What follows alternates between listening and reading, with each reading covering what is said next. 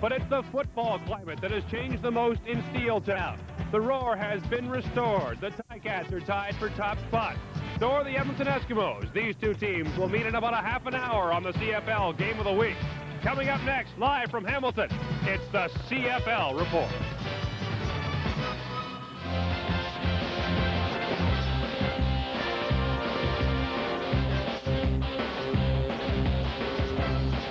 The CFL Report on TSN is brought to you by Pepsi. Gotta have it. Good evening, everyone, and welcome to Hamilton and the kickoff of Week 6 of this CFL season and the CFL Report. I'm Gord Miller. Coming up later in the show, the CFL Insider takes a look at all-Canadian backfields. Both clubs tonight will have them going for them. As well, we'll look at the popularity of CFL trading cards.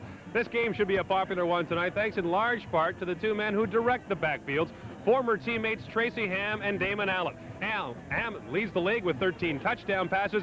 Damon Allen, meantime, is ranked second in league passing and appears to have regained the form that he showed while wearing the green and gold. Now, we should see plenty of footballs in the air tonight, but from Edmonton's side, we'll also see it on the ground, because in these days of pass-happy offenses, the Eskimos are something of a throwback. In fact, you could say they're very much down to earth. If Edmonton Eskimo coach Ron Lancaster has his way, tonight's game will be a ground war. The Eskimos boast the league's top rushing fullback in Blake Marshall. They also have the #1 rushing quarterback, Tracy Ham. I don't think you can stop him. I hope we can slow him down. Led by Marshall and Ham, the Eskimos have the CFL's most prolific rushing attack, averaging 171 yards a game. And they should have no trouble keeping that average up tonight as they face a Ticat defense that is ranked dead last in defending the run, giving up over 147 yards a game on the ground. Part of the Ticats' problem goes back to the fact that they've been without injured linebacker Pete Katopoulos, their best defender against the run. That means much of the run-stopping burden has rested on the shoulders of Katopoulos' linebacking partner, John Moten. The second-year man from Akron leads the team in tackles with 22, but he'll need a little more help from his friends if the Ticats are going to grind to a halt Edmonton's devastating ground attack. And the leader of this band on the run is Edmonton quarterback Tracy Ham. Tracy, with all the defenses in the league seemingly watching out for the pass, especially the big play, does the run work a lot better? Well, I think the run controls the rush. The most important thing that we do is we try to have a balanced attack. So many teams have gone to the pass, 6 receivers, 5 receivers, that they've just totally abandoned the run. But I think to be a consistent offense in the league week in and week out, that you have to be able to run the ball, because when the weather changes, the run game will be really important. You got an all-Canadian backfield tonight in Michael Souls and Blake Marshall, a couple of guys that can bruise it up.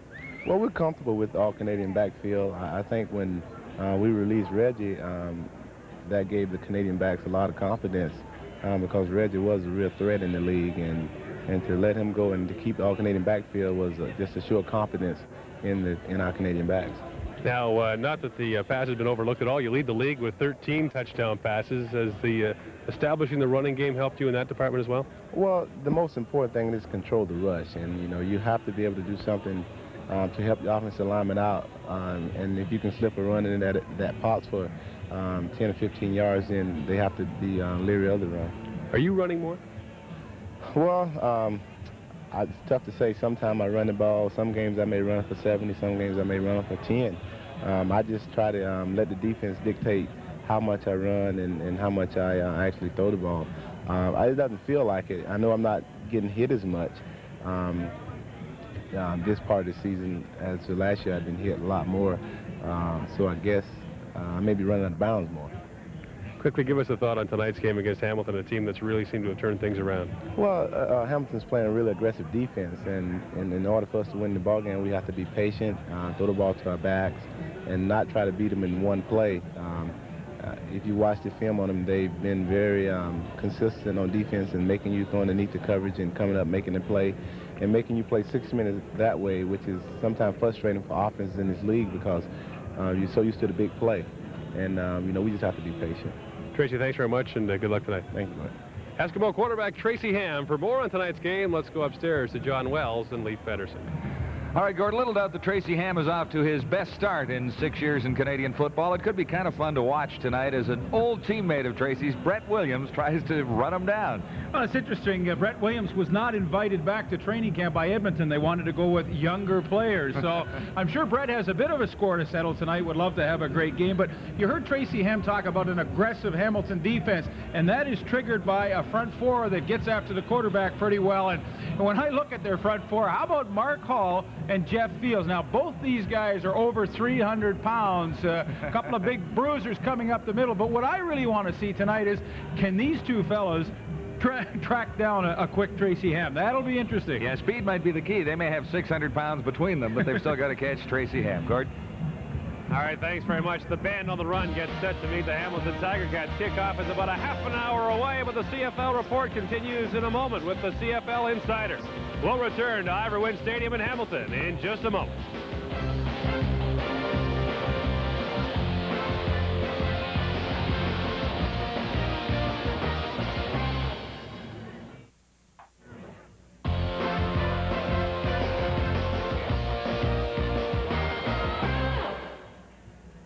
Hey, I'm Daryl K. Smith, and join me at halftime for another edition of The Entertainers. And now back to the CFL report with Gord, the Smoothie Miller.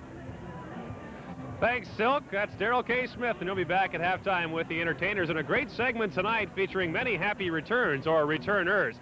It's Jonathan Wilson and Rocket Ismail against Henry Williams, and you'll get a chance to vote on your favorites. That's coming up at halftime with the Pepsi Entertainers. Interesting development at tonight's football game. Both teams have all-Canadian backfields. Now, it's not uncommon to see that in the CFL, but both clubs, well, it showed you how far Canadian college football has come, and it showed you how the role of the Canadian in the backfield has changed. Here's the CFL Insider.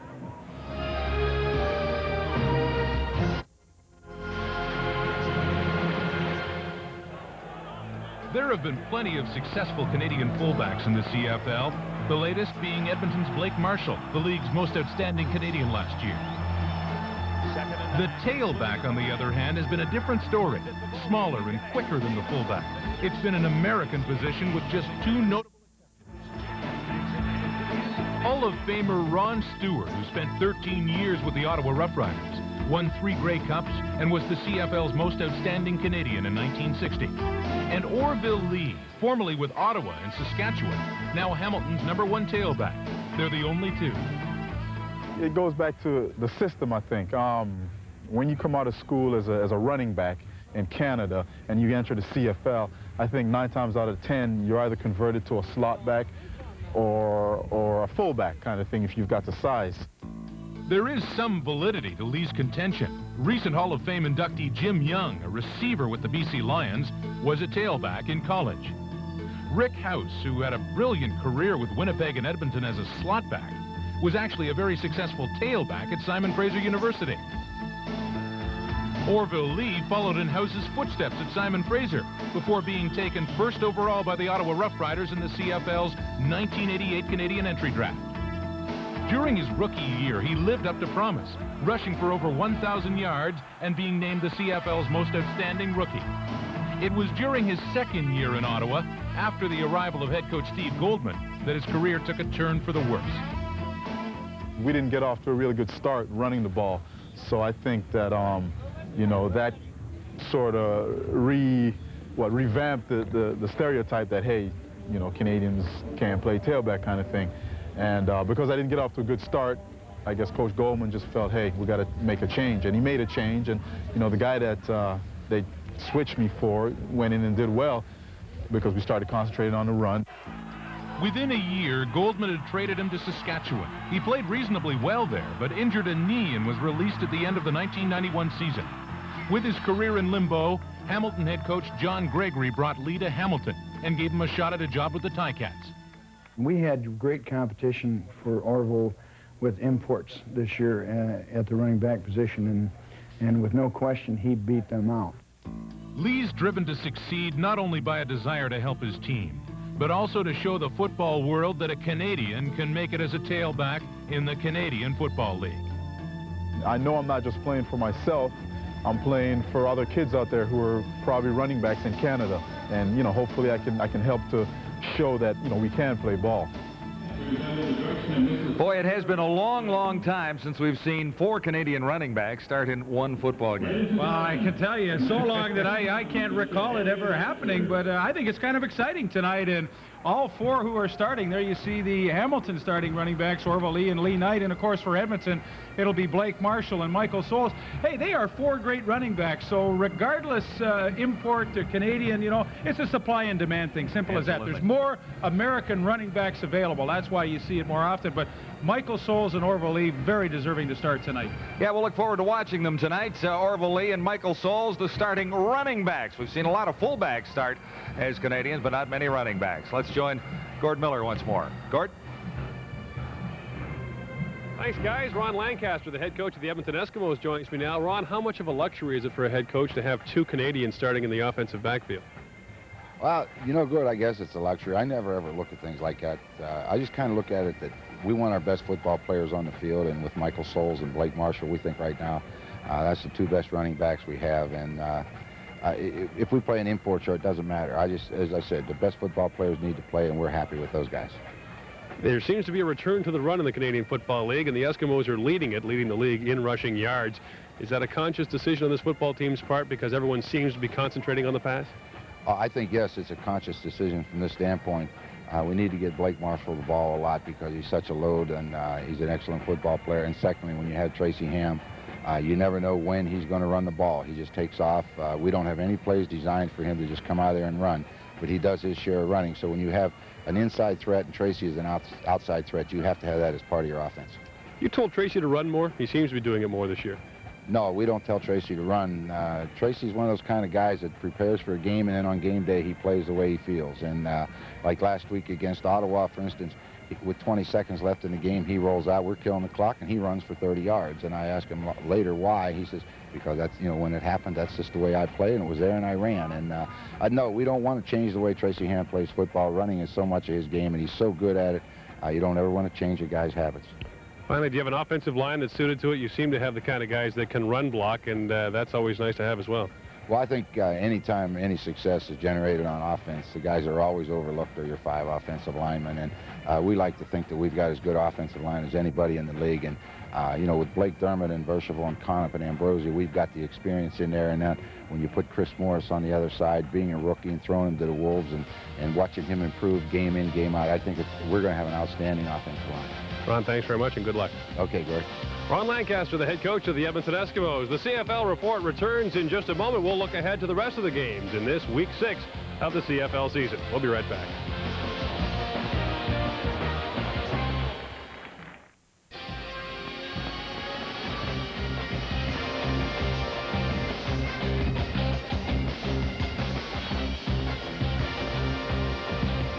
It is 20 minutes to kickoff. The fans are starting to file into Iverwin Stadium in Hamilton. More than 20,000 expected tonight. Yes, football is back in the Steel City.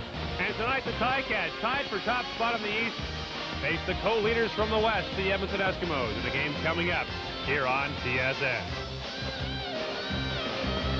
Well, shocking news from Calgary. The Stampeders finally lost. And while that may register on the Richter scale in southern Alberta, it's really nothing to worry about, especially when you compare the Stampeders' troubles to those of the BC Lions. Those stories and more in our look back at Week 5 in this CFL season. And then there were none. Last week, the Calgary Stampeders lost 30-21 to the Saskatchewan Roughriders, Calgary's first loss of the season. This week, the Stampeders continue to battle the Riders. This time, Calgary visits the nation's capital to play Ottawa. Ottawa started the season with 2 wins, but since then has struggled, dropping its last 3. Ottawa, though, still has the #1 rusher and receiver in the league. Reggie Barnes has 367 yards rushing. Stephon Jones has 570 yards receiving and 5 touchdowns. Unfortunately, that is where the Ottawa offense stops. It has averaged less than 400 yards a game. In fact, only BC is worse. This week, Tom Burgess and the offense will have to turn things around. They hope to beat the Stampeders, who have the best defense in the CFL. So the Stamps are 4-1. No reason to panic, right? No reason to even talk negatively. But no one told Calgary running back Keevan Jenkins that. We make it hard on ourselves because the enthusiasm isn't there, and why nobody has been able to figure that out yet. And I think with the things that we plan on doing this week, if it don't happen this week, we're in trouble. We're in trouble. Then it's time to panic. Right now, it's not a time to panic. We're still a good ball club, and we're going to come back, like I said, and see how we rebound from that loss. Elsewhere, the Winnipeg Blue Bombers are seeking revenge this week against the Argos. Turnovers with a big difference last week. Matt Dunnigan threw 4 interceptions against his former teammates as the Argos crushed the Bombers 32-6. Ragib Ismail didn't practice all week long after getting a concussion last week, but he made the trip to Winnipeg and should play. The Saskatchewan Roughriders are in BC to take on the Woeful Lions. Tony Kimbrough will guide the Leos again. Last week he threw for 456 yards and 3 touchdowns in a losing cause.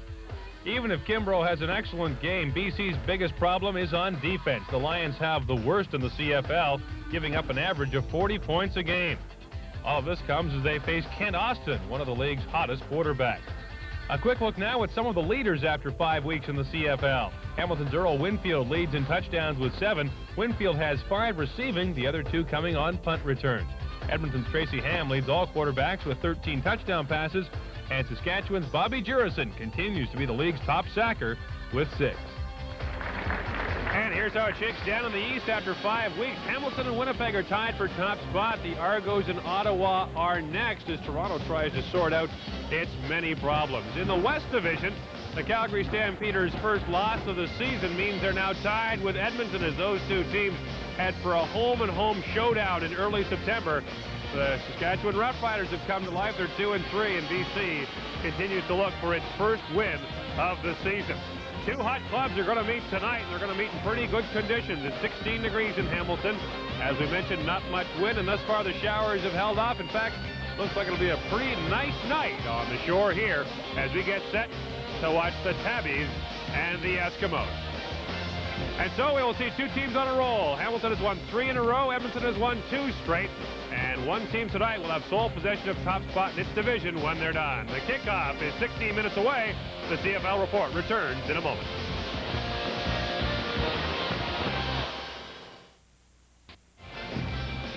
We're back in Hamilton where more than 20,000 fans are expected to take in what should be an excellent football game. The Ticats and the Eskimos are coming up in a bit. But as the CFL report continues, here's a look at the good, the bad, and the ugly, the plays of the week.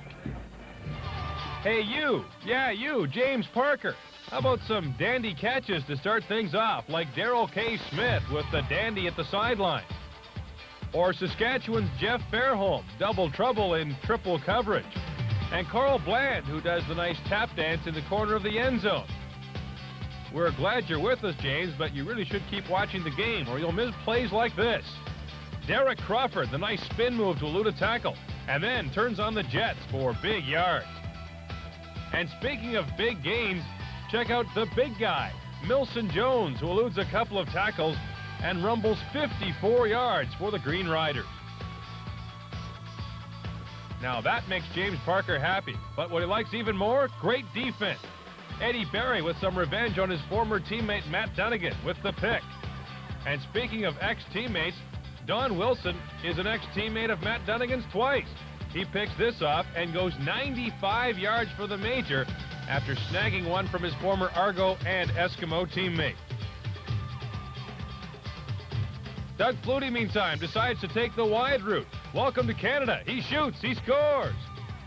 Maybe Doug was afraid he'd run into this guy a little further on down the field. Hey, James, maybe you should get your hair cut like that. No, never mind. Some plays on special teams. Great block here by Reggie Pleasant on Bob Cameron, and his teammates come up with the recovery. Saskatchewan rookie Lance Cook making an impression with the great block against the Calgary Stampeders. Now here comes some plays that'll cause your coach to have a few words with you. Bob Cameron can't grab the snap. No wonder he's not 8 feet tall. And Carl Bland, this pass hit him in a very bad place, right in his 2 hands. But keep a stiff upper lip. There's always next week. And there's always tonight, and plenty of snacks to be had. The Ticats and Eskimos are drawing closer, as is our telecast here on TSN, coming your way from Iverwind Stadium. Well, you know, we used to buy them to put them in the spokes of our bikes, but these days, sports cards are more likely to end up in the back of a Brinks truck. They are very valuable indeed, and now the CFL is getting into the act with cards of its own. Cards. For the sports collector, they've become a hot commodity. Major League Baseball, the NHL, the NFL remain the biggest cards in this country. But now there is a push for CFL cards. A company called Jago Incorporated has manufactured a limited edition set of CFL cards. The exposure to the league, if they're successful, then we'll be successful. For years, we used to call ourselves the CFL's best-kept secret because no one knew we did cards, and we've been doing it since '81. We worked with the Players Association for years, and since Larry Smith has come in the last few years, we've had good cooperation in the league and working together. And I think this will be the success, is with everyone working together. Jago manufactures 26 cards per team. They work very closely with the individual teams' general managers to decide which players they'll showcase. Jago is dedicated to promoting Canadian players, and one of their spokesmen is ex-Winnipeg Blue Bomber Trevor Kennard. From a player's perspective, Jago was really into promoting the Canadian Football League players. In fact, for years and years now, Jago has been providing every player in the league with 500 of their own cards, which come in really handy when you're answering fan mail and that type of thing. We can give out cards to young fans visiting hospitals, that type of thing. The biggest problem is competition. Cards have become overproduced, decreasing their value as well as the demand for them. So what Jago has done is manufacture only a limited number to target the pure collector. They really maintain the integrity of the hobby. Other manufacturers seem to be mass-producing cards, whereas Jago will not. Every year it's a guaranteed limited run, and CFL football trading cards are very, very popular. And I think with the true collector, with somebody that wants to maintain value in their collection, Jago is the card to get. But the question is, are CFL cards worth anything? How much could we get for, say, a Doug Flutie card?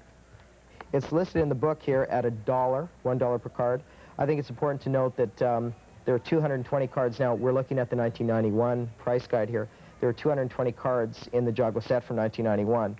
So, you know, the individual prices per cards will be a little lower. It may not be as much as some of the other major sports, but CFL cards are definitely here, and they provide another great way to market the CFL. Used to have cards in this league in the good old days. I know the prize of my collection is the 1976 Leif Pedersen.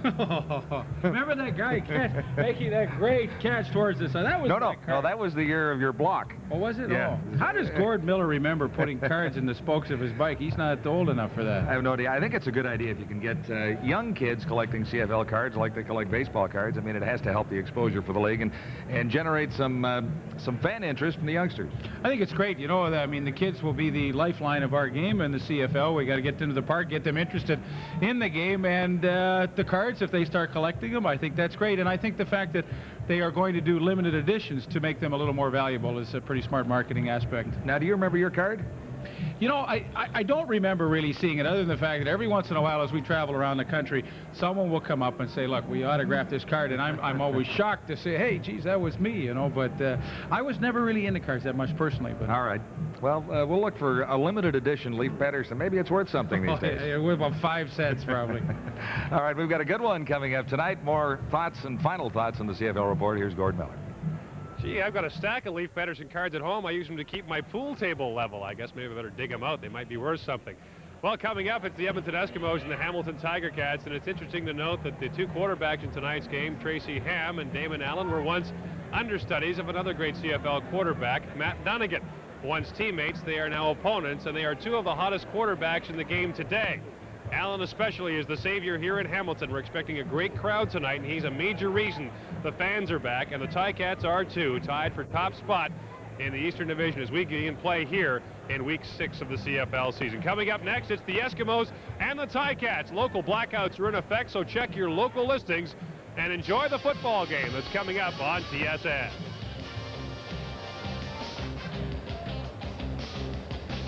The CFL Report on TSN has been brought to you by Pepsi. Gotta have it.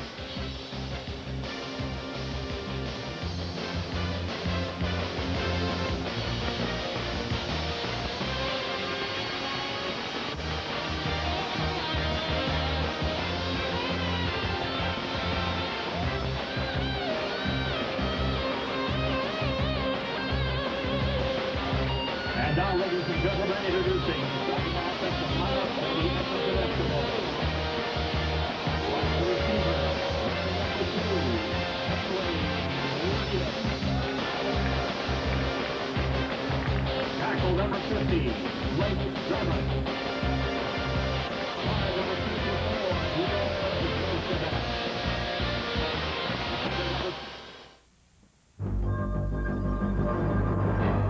You're watching TSN, the sports network.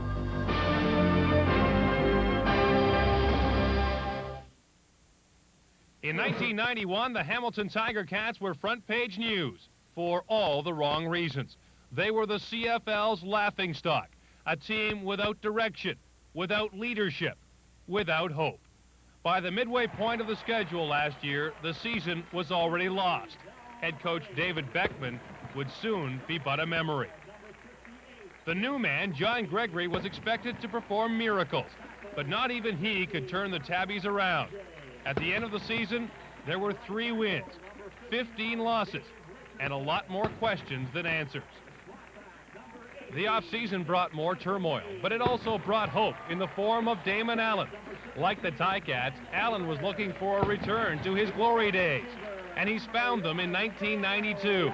He's the Damon Allen of old, the man who can single-handedly turn around a football team and a football game.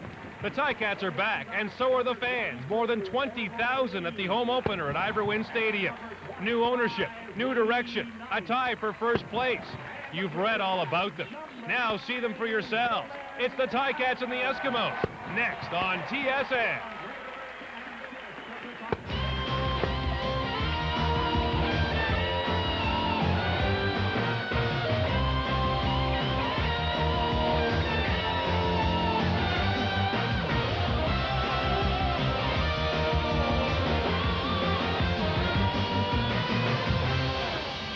The CFL Game of the Week on TSN. Tonight's game from Iverwin Stadium in Hamilton is brought to you by Pepsi. Gotta have it. It's a gorgeous night by the lake. 16 degrees, not much wind, a dry artificial service, and 2 red-hot football teams. The Edmonton Eskimos, who have won 2 straight, take on the Hamilton Tiger Cats, who have won 3 in a row. And it's coming up on TSN. Good evening, everyone, and welcome to Iverwin Stadium and the CFL Game of the Week. I'm Gord Miller. If you had said at the start of the season that Hamilton and Edmonton would have 7 wins between them at this point in the season, a lot of people would have been surprised. Some were saying Edmonton would finish last at the start of the season. Doesn't look like it. And how about Hamilton? After 5 weeks of the season, the Ticats have already equaled their win total from last year. It promises to be a great showdown tonight to kick off Week 6. And now to talk more about it, here are John Wells and Leif Pedersen. All right, Gord, the Tiger Cats are definitely on a roll. They have 3 straight wins. There's a new attitude for football in Hamilton, and I think everyone has to give credit to John Gregory, who's done a terrific job since coming here midway through last year. Oh, there's no question about it. You know, last September, the Hamilton Tiger Cats were a team in total disarray, absolutely going nowhere. John Gregory came in, and he has brought great organizational skills to this team. You know what I like about him, too, on game day? You know, some coaches get a little excited, and they don't really know what's going on the sidelines. John Gregory is a great tactician throughout the game, and there is no reason why this team can't finish right up in the standings in the East. It's a very happy football team right now, and happy with the quarterback that arrived in May, a free agent by the name of Damon Allen, who has helped the Tiger Cats immensely. Well, he's brought a style to the Hamilton Tiger Cat quarterbacking that they have really lacked in the last few years. He is mobile, he can run with the football, and, you know, he has come to a team that really desperately wanted him, so he's in a great situation. The players are so happy to have him here. Management is. He's playing well. The Ticats are playing well. Sounds like a pretty fun team to be on. Damon Allen seems like the Damon Allen of old, and he's won 3 straight games for the Hamilton Tiger Cats. He'll try and make it 4 in a row against the Edmonton Eskimos at Iverwin tonight. Kickoff on our CFL Game of the Week on TSN, just moments away.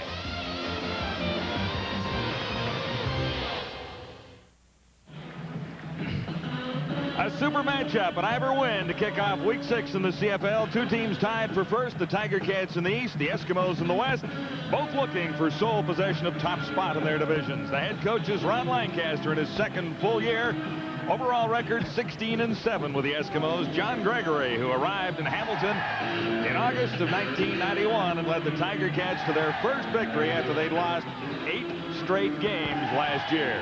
He has the Tiger Cats on a roll with 3 straight wins in 1992.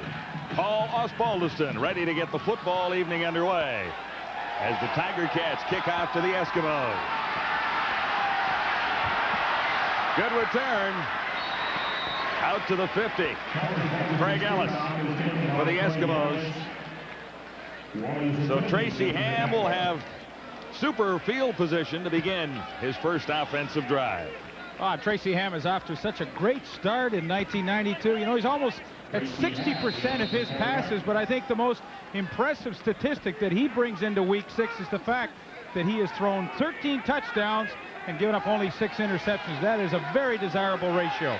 He is number 1 in touchdowns tossed. 1st and 10 for the Eskimos at the Edmonton 50.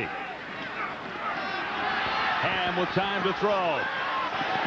Sandusky was the intended receiver, and he drew lots of coverage. Jackson was over there, along with Todd Wiseman.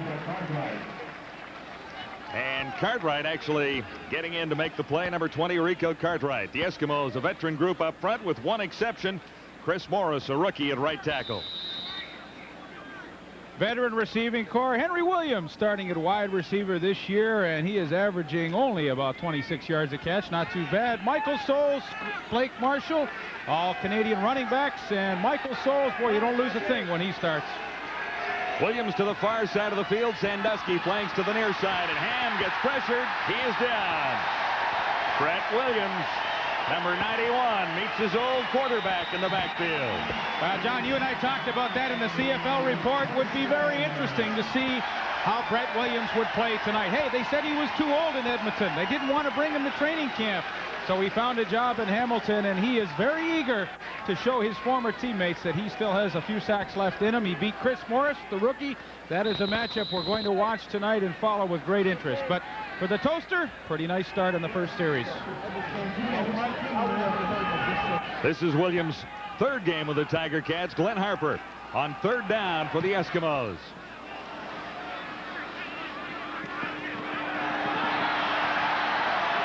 Good kick. And the return out near the 25. There is a penalty marker down. David Lucas on the return for the Hamilton Tiger Cats.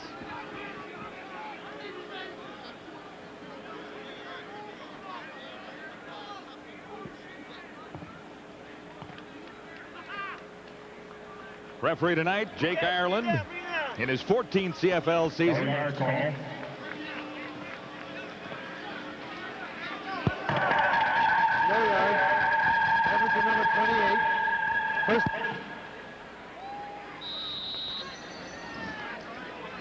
It'll be 1st and 10 for Damon Allen and the Hamilton Tiger Cats. Cats begin at the 33.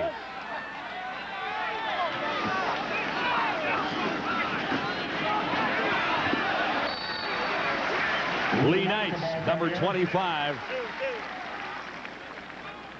Joined by Orville Lee in the backfield. Up front, Belanger. Francois Belanger, number 60, is the new member of the Tiger Cats offensive line. I think where Hamilton has improved their offense so much this year is the maturity of a receiving corps. Nick Mazzoli and Ken Avrere are both off to great starts, and of course the same Canadian backfield as Edmonton has tonight with Orville Lee and Lee Knight. The gain is 6, 2nd and 4. Allen dumps it out. Orville Lee made the catch, lost the ball, but I think he was down. Willie Pless made the tackle, number 39. Tough to find a better defensive player in football in the CFL anywhere right now. He is pretty active, Willie Pless, but this is the feature of the Ticats that they haven't had in the past. Damon Allen bought a little extra time with his scrambling. Now, they don't get the first down, obviously, but this is why they are a much improved football team. Damon Allen will make that offensive line better with his mobility back in the pocket, avoiding sacks. Paul Osbaldiston. Not a good kick for Osbaldiston. Finally bouncing to Henry Williams at the 30. And nowhere to go as the flag goes down.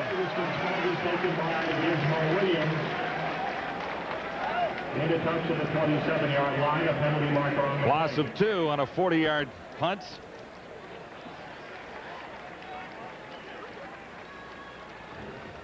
Three-man front for the Eskimos with Goods, Davidson, and Lewis up front. Solid through the middle. Blue, Pless, Ruck, and Odom. And this is the secondary that Ron Lancaster found last year when he had so many injuries. Finally, he's got everybody healthy, and all those guys back there. Lyons, Jackson, Murphy, Jordan, and Thomas played part of last season in Edmonton. But part of the season they were on the injury list. On first down, Blake Marshall gets the call. Met by the toaster, number 91. Williams on the stop. Big front four. You've got Mark Hall and Joe Fields at over 300 pounds. The toaster already, Brett Williams with a sack today. Terry Wright is actually a defensive back playing linebacker, and there you see the defensive backfield. So actually Hamilton going with 6 defensive backs. 4 yards for Marshall, 2nd and 6. And Ham overthrows Blake Marshall, number 22, at the far side. You know, Hamilton can be a very frustrating team to play against. They like to rush basically 4 men, their front 4, and then what they'll do is drop 8 people deep and play a very basic zone coverage. The fact is, though, they play that zone exceptionally well. They're very disciplined back there. John Gregory likes that style of a defense, and what it does is force the offense into completing a lot of passes to move the ball and get yardage against that defense. Tracy Ham will have to be very patient tonight. Glenn Harper standing back near his 5-yard line. Great first effort, 58 yards. This one not nearly as deep. Lucas.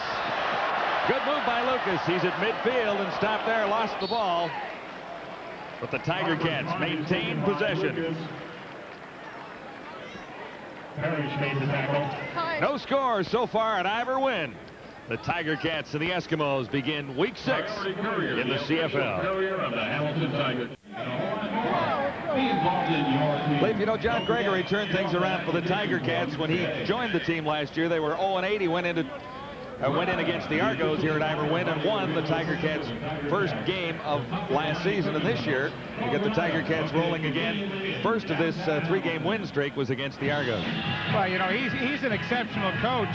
He fell into a bad situation in Saskatchewan. They weren't winning, so they made a change. But Hamilton was very lucky to have him come as their head coach. And I mentioned in the opening, he brings tremendous stability to this organization. He assesses talent very well, and he has full command on the sidelines. And his teams are usually very well disciplined, and I think that's been one of the main features of the Ticats over their first 5 games. They have played with a great discipline. On the other side, Ron Lancaster's 2nd year as the head coach of the Eskimos. I think he's matured on the sidelines, and their first 5 games he is making better decisions as a head coach. He's making them quicker, and I'm sure he would admit that he is much more comfortable this year than he was last year. Yeah, he says he's a little more comfortable and enjoying it a little bit more.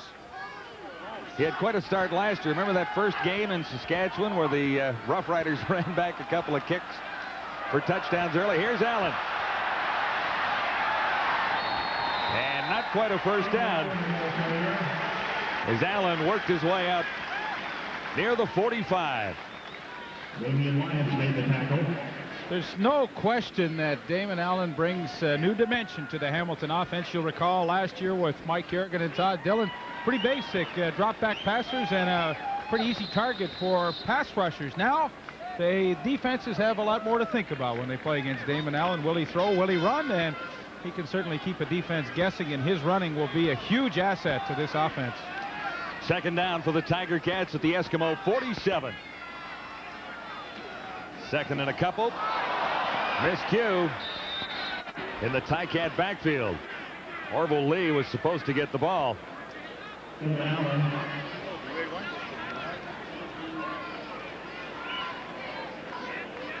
Fumble recovered by Jason Riley. Jason Riley, number 58, the right guard, coming up with the ball. You know, that's really unfortunate. You only get so many opportunities in a game to score, and especially against a good defense like Edmonton. There was a perfect opportunity. You've got 2nd and 2. You assume you're going to pick it up, and then to have a miscue and now have to punt. I mean, those things can wear on you. Osbaldiston standing at the Ticat 45.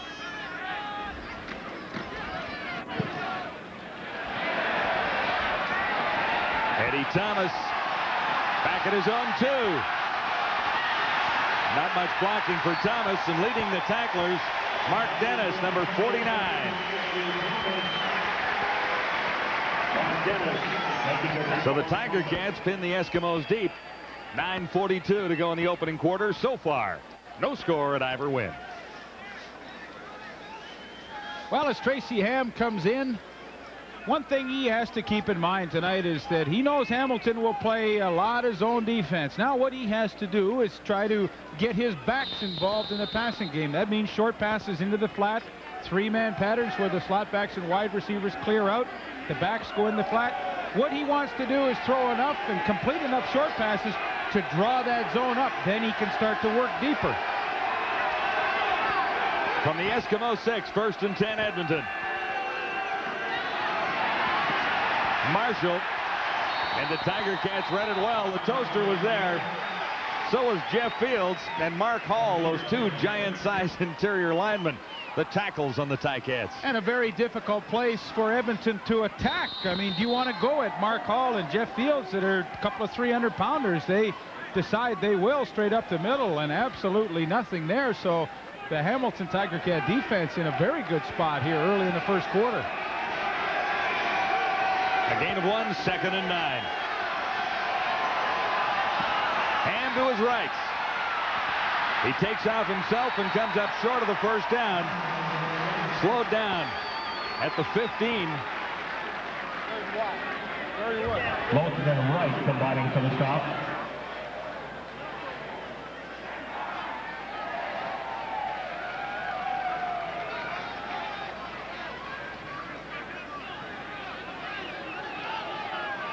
The Eskimos had hoped to run a little bit against the Hamilton Tiger Cats. Now some confusion on the sidelines as to what team the Eskimos want in there. They're going to go for it. 3rd down, less than a yard to go. Pretty big gamble from your own 15-yard line. 3rd and 1. The Eskimos have missed this opportunity 5 times this year. Big play with 8:20 left in the opening quarter. Markers are down. Did you notice who moved first down there? Pretty tough to tell. Really was. Oftentimes that offside against the defense in a situation like that is just the fact that they don't give a yard. They line up inside that 1-yard restraining zone.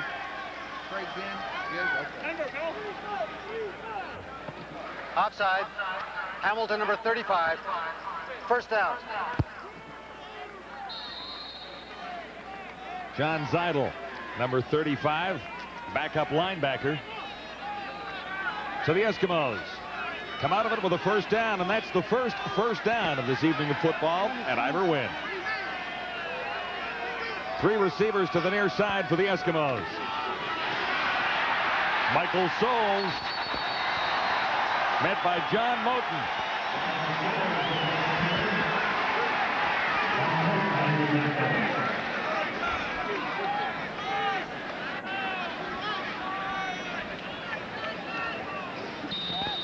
He was the Tiger Cats rookie of 1991, star of week 9 in 1991 as well.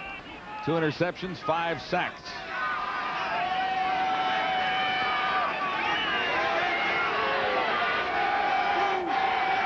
The loss is 2, 2nd and 12. Ham gets more pressure. He got away, but not enough for the first down. Barely back to the original line of scrimmage. Well, Hamilton defense very tough. Yeah, that front 4 is doing it all too, and it was number 94 David Bailey from the right end position. He just simply beat the block of Blake Dermott, and he was in on Tracy Ham so quickly that Ham had no choice but to run with the football, and then of course he was duck soup. Well, the other fellas waiting for him. Hamilton Tiger Cat defense awfully impressive here in the first quarter.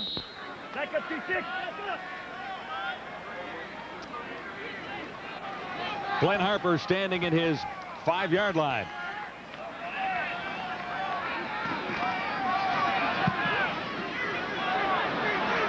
High kick coming down near the 40. Earl Winfield, number 1. Winfield roam to the outside. Markers are down as Winfield has 1 man to beat. Harper slowed him down. He was caught from behind by Michael Souls, but there are penalty markers aplenty.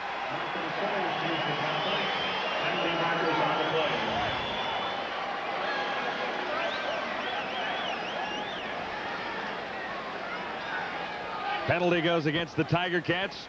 holding the indication from Jake Ireland.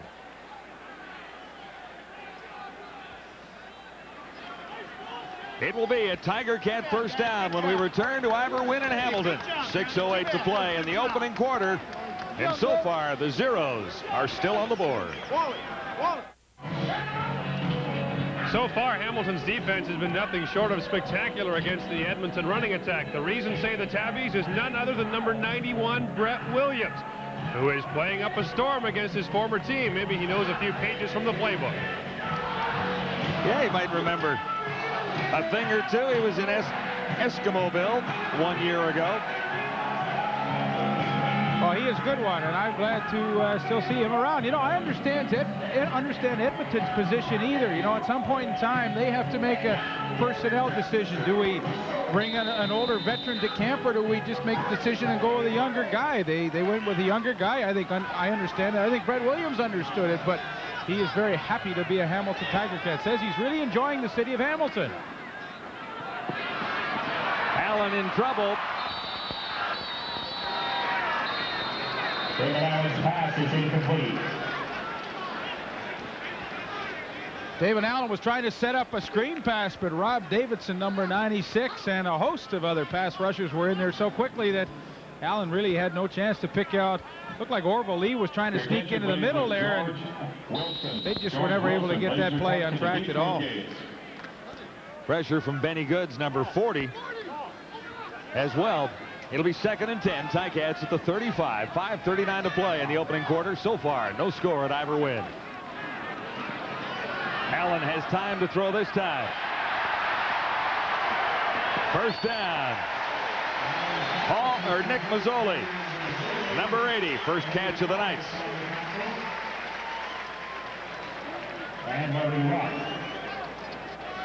Well, it's pass protection, the key to this play. Damon Allen has all kinds of time to wait for Nick Mazzoli to come all the way across the field from his slot back spot. He just found an open spot, got into it. Allen delivered, and the Ticats pick up what I believe is their initial first down of this game.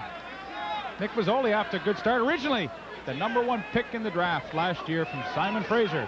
From midfield, 1st and 10, Ticats. Winfield can't hang on the sidelines.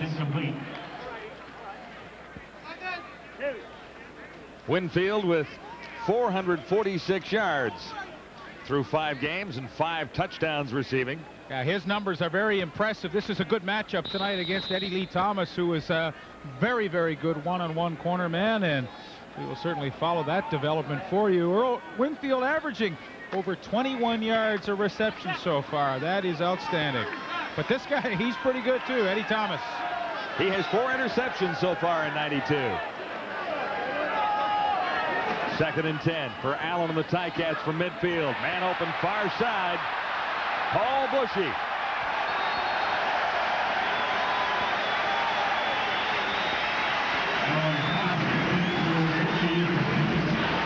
Another Ticat first down. Great idea by Damon Allen to use the backs. Watch how Paul Bushy will just kind of sneak through the line and get out here. Now, when the linebackers drop into coverage, that's when you have to hit your backs out of the backfield, and this is a good read by Damon Allen. Look at all the room that Paul Bushy has now to the outside, and well, that's good selection. Back-to-back first downs for the Ticats. A 20-yard gain on that one, setting the Tiger Cats up with a first down at the Eskimo 35. Allen takes off himself. Got 1 block, and he's almost to the 20. Stephen Jordan made the tackle.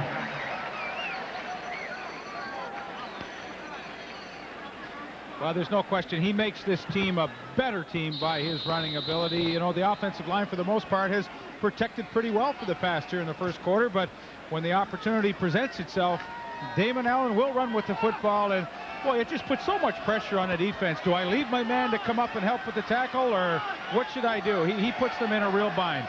24-yard gain at his 1st and 10 as Lee Knight carries and looks to the end zone. He'll score.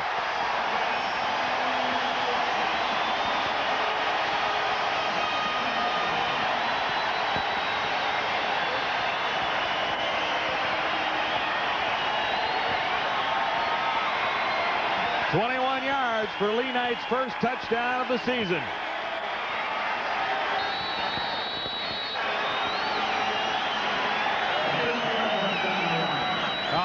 Beautiful hole for Lee Knight to run through. Huge hole, in fact, and Lee Knight, who doesn't get a chance to handle the football too often, makes the most of his opportunity. They get their first touchdown. That's a good drive.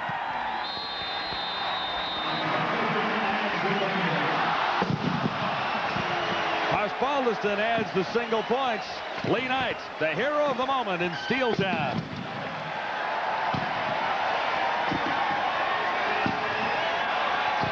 Another look as Lee Knight gets his first touchdown of 1992, and the Tiger Cats jump out in front of the Eskimos. It's 7-0 on our game of the week.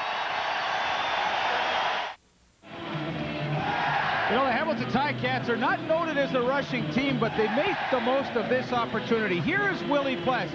He is coming on a stunt here. They double team down right here on Rob Davidson. Kick out here. Lee Knight, thanks very much, touchdown. That's what you do. You attack the bubble in a three-man line. There's the hole right there. Willie Plest takes himself out of the play with the blitz, and the Ticats have a touchdown. Nicely blocked.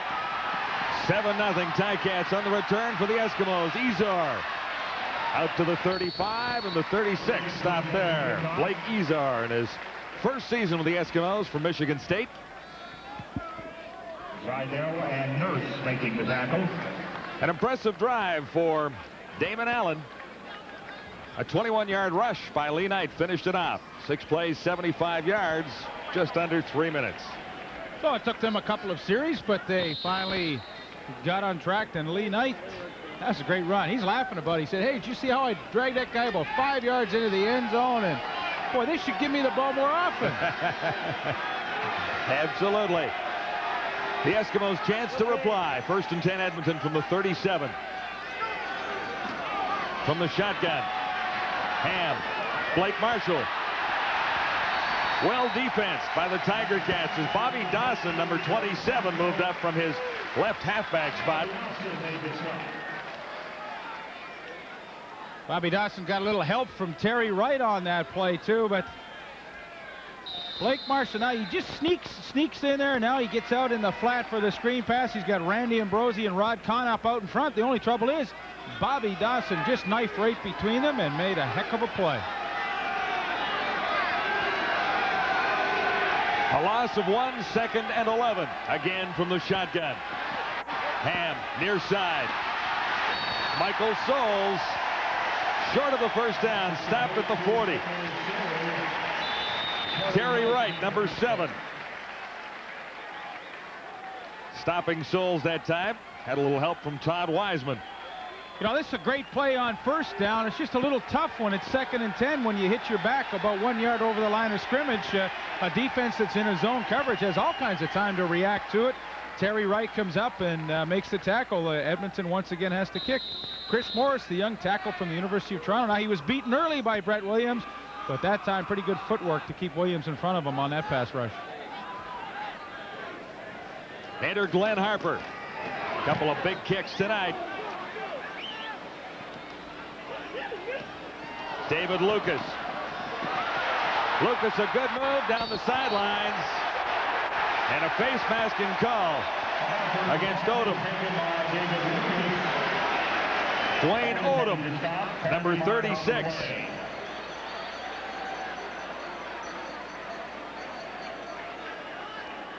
$7-0 for the Tiger Cats with 1:36 to go. Opening quarter.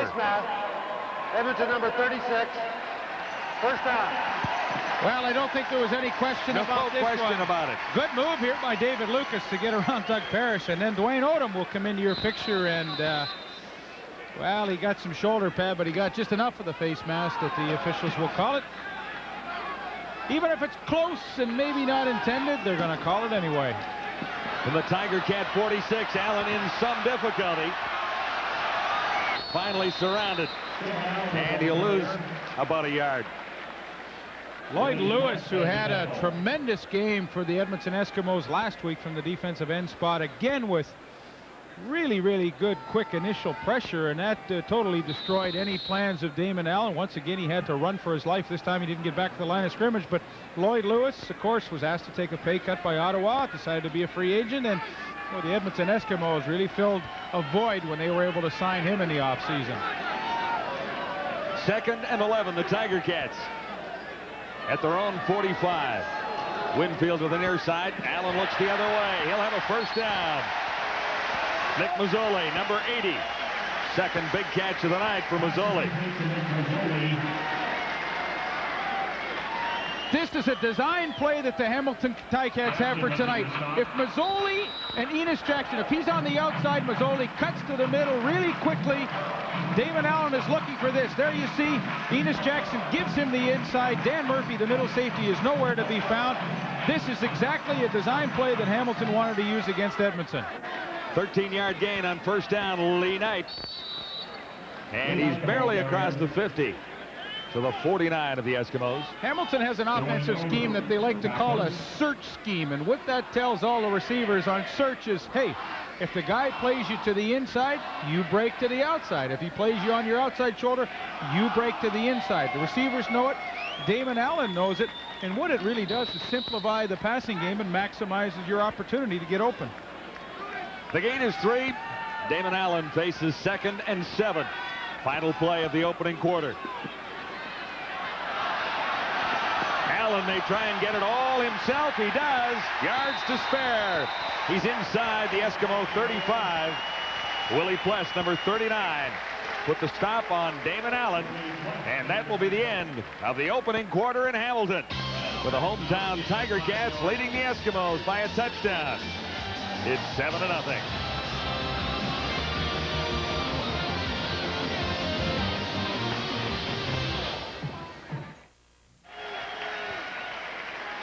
A postcard picture from Hamilton. Dear Mom, we're having a wonderful time at Ivor Wynne tonight. Isn't that a beautiful sunset? That is pretty.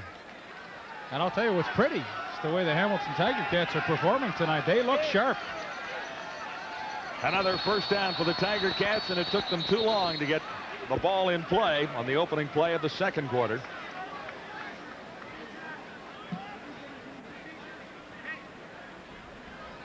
Procedure called. Procedure. Hamilton, number 58. Still first down. Numbers from the opening quarter favor the Tiger Cats on the scoreboard, as well as in the statistical columns, with 118 total yards. The Eskimos led in time of possession. The Tiger Cats have the 7-0 advantage. Procedure call against Riley, and it's 1st and 15 for the Tiger Cats, now back at the Edmonton 40. Allen unloaded in a hurry, intending it for Paul Bushy, number 33.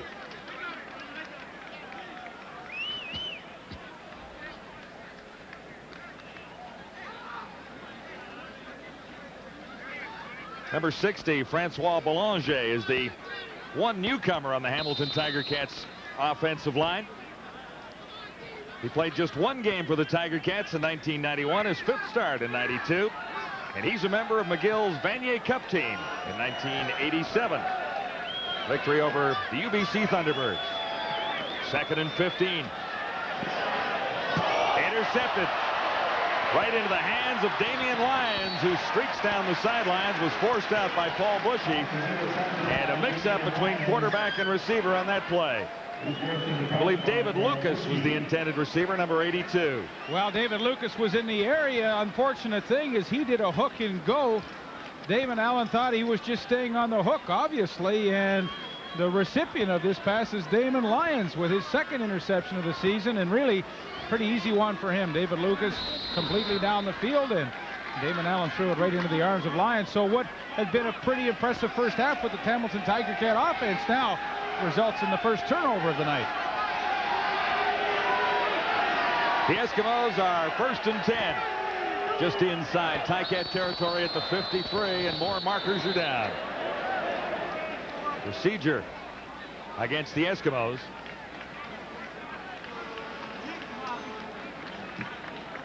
Procedure. Edmonton, number 54. Still first down.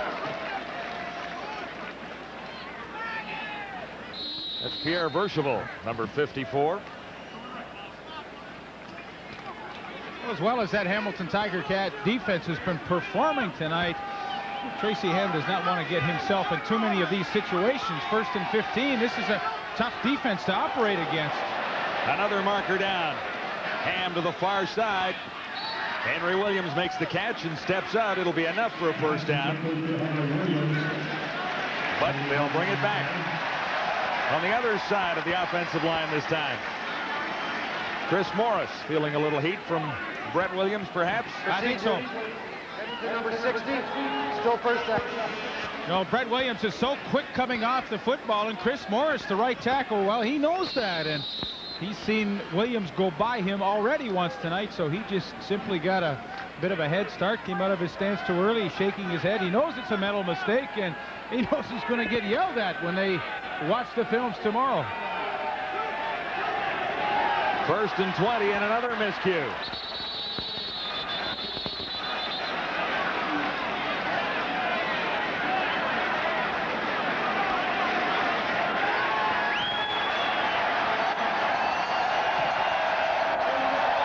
Edmonton number 8, still first down. Penalties are driving the Eskimos back to their own zone after the turnover that set them up at midfield. Well, the unfortunate part is there's not too many plays in the playbook designed for 1st and 25.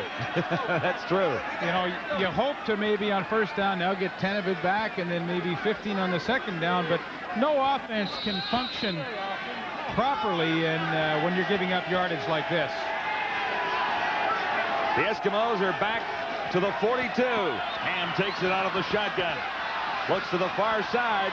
Williams can't make the catch. He was out of bounds. Coverage by Rico Cartwright. And Rico Cartwright made a very calculated gamble. He knew Williams was running out of sideline to run his pattern, so he said, well, I'm going to cut underneath. And the worst that's going to happen is I'm going to get an interception, or Tracy Ham's going to have to throw it over my head, and it'll be out of bounds. See, there's Cartwright underneath right now. That is a good defensive play for a player who was a wide receiver with Hamilton last year. They felt he was better knocking down balls than catching them. He played 6 games in '91. Here's Ham, 2nd and 25. Did Williams make the catch? No. So after the turnover, the Eskimos lose 15 yards and will have to kick it away. And I think that series ended pretty much as we would expect it would at 1st and 25. That is just too tough to try and convert. Yeah, they're having a good time here in Hamilton. Good crowds at the beginning of this season. They have rallied around their football team. What's the slogan? Restore the roar? I like that. I do too. Nice average for Glenn Harper tonight. David Lucas. Looking for room to the far side, finds a seam, penalty marker down, and so is Lucas. Cut from behind by Michael Souls.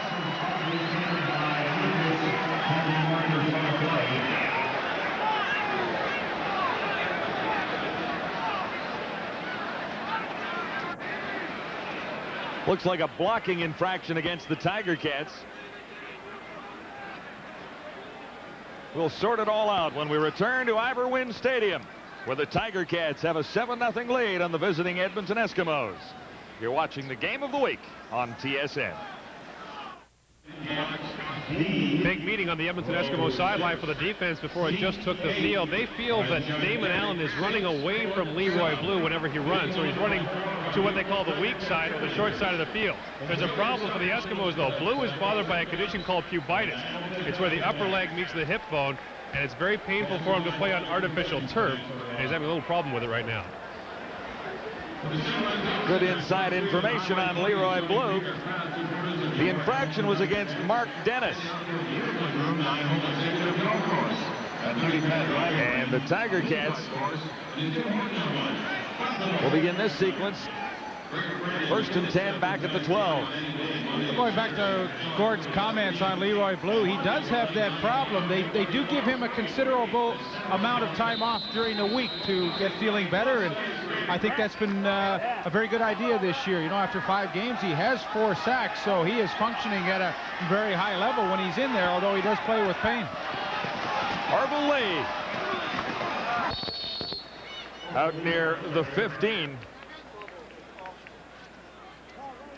I like John Gregory's comments tonight on our CFL report show. He said, look, Canadian-American, Orville Lee was simply the best tailback we had in training camp, and I think that speaks very highly of Orville Lee. You know, former Rookie of the Year in the CFL back in 1988 when he was first pick by the Ottawa Rough Riders. I know John Gregory likes him. He had him out in Saskatchewan. He rushed for 1,075 yards in his first season. Picked up 3 there. This is 2nd and 7. Allen unloads in a hurry, intending that for Lee Knights.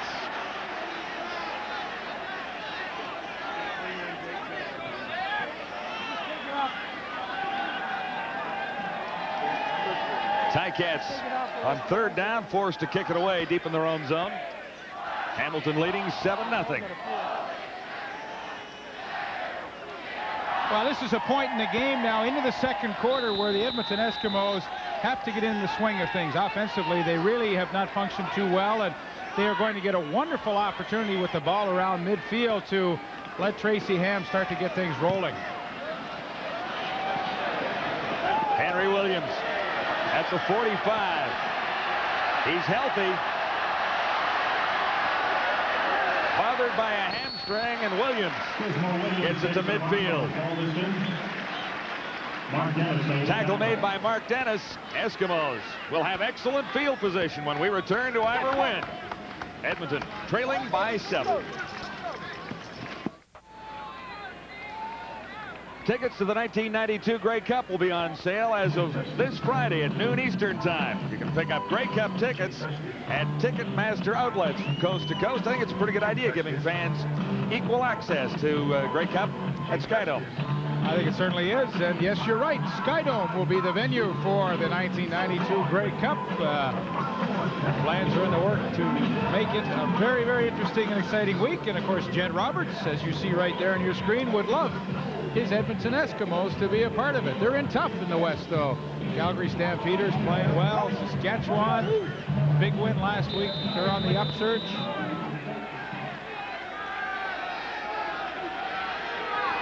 Ticats lead it by 7.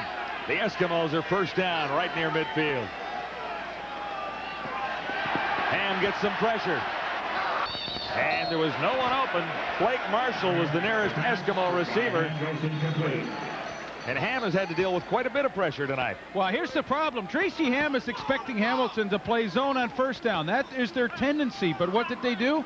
They played man-to-man coverage. Terry Wright was right on Blake Marshall as soon as he gets out in the flat. There you see it right there on your screen. That's who Ham wanted to hit quickly, and when he was not open, that was the end of that pattern. But see, that's good Hamilton defense, changing up their tendency. You know, all week Edmonton's thinking, hey, zone on 1st down, maybe 2nd down now, 50-50 zone man. They changed it up. Ham was confused, had to throw the ball away. Numbers not terrific for Tracy so far. 2nd and 10, 10:26 till halftime with the Ticats leading 7-0 from the shotgun. Ham over the middle. Ellis, the intended receiver.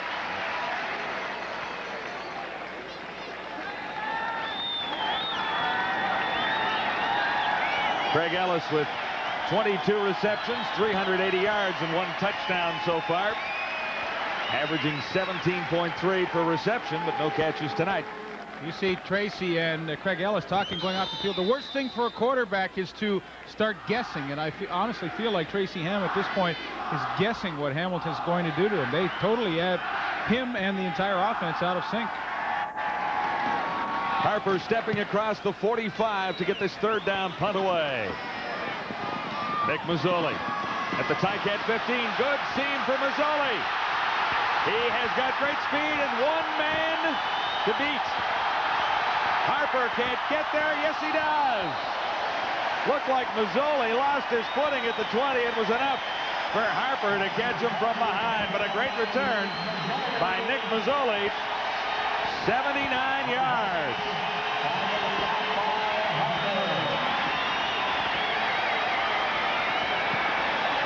The Hamilton Tiger Cats are doing some very good things here in the first half. Everybody working hard to get a block on those special teams, and you don't need much to provide Nick Mazzoli with the lane with his speed. But how about Glenn Harper? Give him some credit. He was able to get back and trip up Mazzoli, but hey, it was a great return. Looks like it's coming back. Outside. Hamilton number 26. Still third down. Ricky Royal. I didn't see a marker on the play. No, I didn't either. Ricky Royal is the 6th defensive back, the designated import tonight, and obviously he was lined up offside. The Ticats are furious, gentlemen. They felt that one of the Eskimo upbacks, Michael Souls, moved first, and therefore should have an illegal procedure against Edmonton.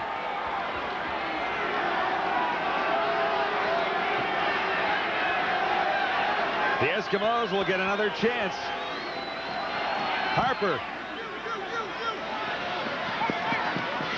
This time it's Lucas. And the return is limited by Pierre Vercheval. That's so unfortunate for a team. I mean, what a 79-yard punt return. Now you get an 8-yard return, and, well, you give up a lot of yardage. John Gregory, obviously, is not too pleased.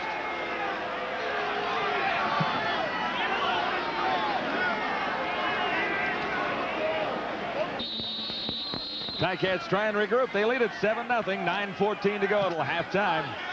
Ticats have won 3 in a row. The Eskimos have won twice in succession. Flank to the near side. David Lucas. Winfield to the far side of the field. The handoff goes to Orville Lee, and markers are down once more.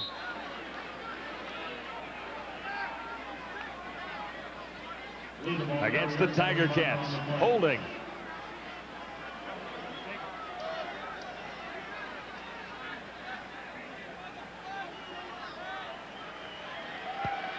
Holding. Hamilton number 56. Decline. 2nd down. The Hankies have been out in full force tonight. Certainly have. Dale Sanderson caught that time.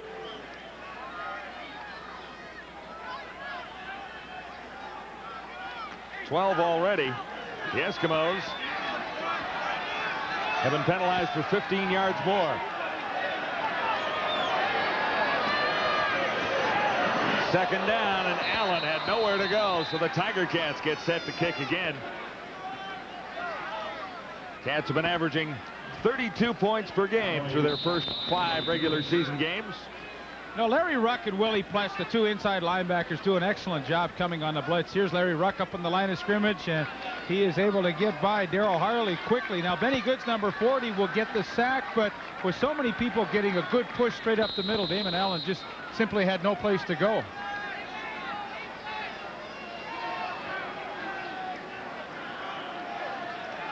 Paul Osbaldiston standing right on his goal line. Henry Williams takes it at the 47. Williams finds some room to the near side.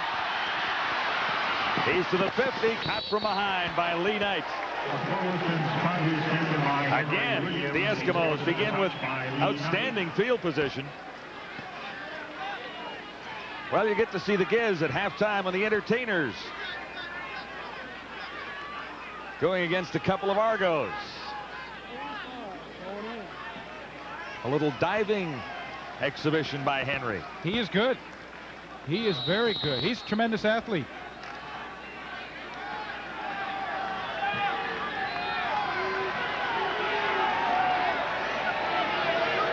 From the Ticat 49, Edmonton 1st and 10.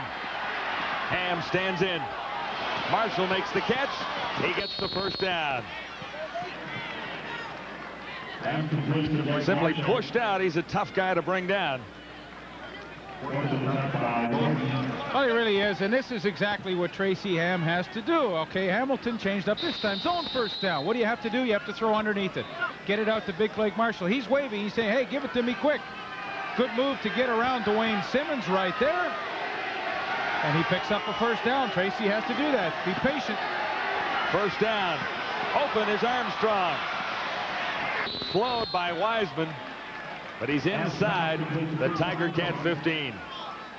Chris Armstrong, 14 receptions, 316 yards, 5 TDs. Okay, here's how the zone works. There's Moten back here, Simmons right here. Armstrong just works into the open area. Tracy Ham steps up with good protection, finds him nicely, but that's how you work as a receiver, into the zone. See that big area?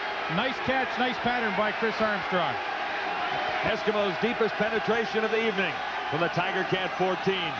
Allen looking for Armstrong again. He drew double coverage, and Ham overthrew his receiver.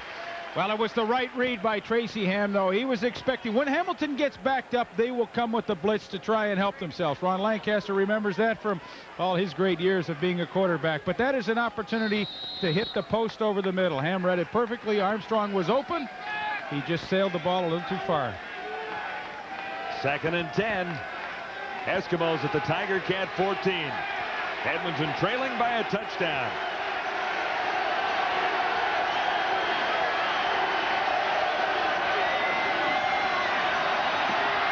Ham with all kinds of time steps up to the 4-yard line for Craig Ellis. Met there by Bobby Dawson.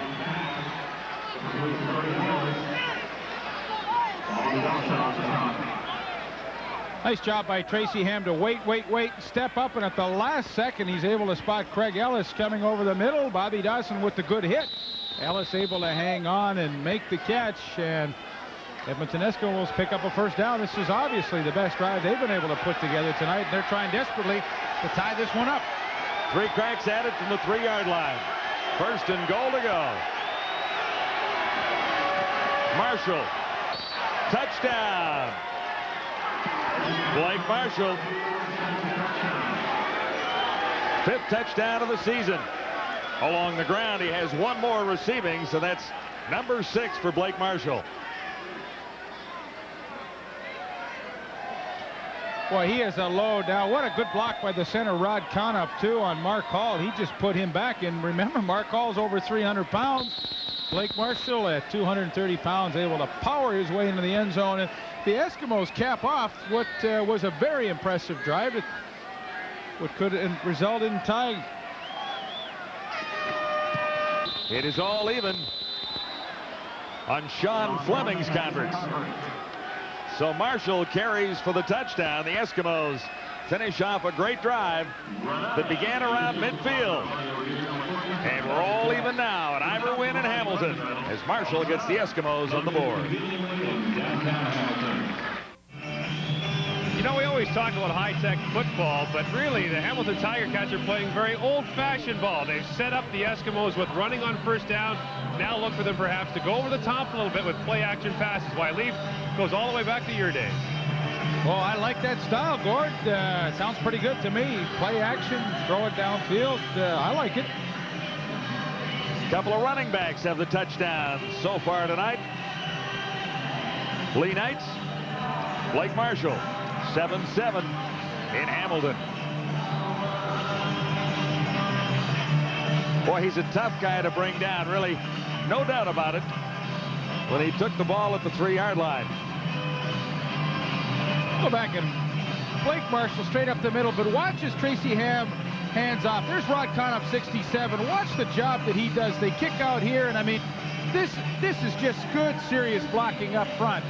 Rod Conop, an all-Canadian center, and oh, what a block he made. Here's the kickoff. Taken by Wrights. Number 7. Cuts it up. And he's across the 35 to the 38.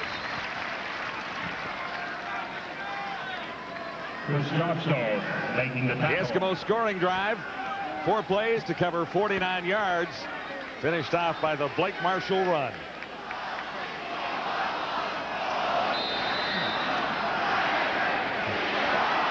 Toaster has been a factor in his 3rd game for the Tiger Cats.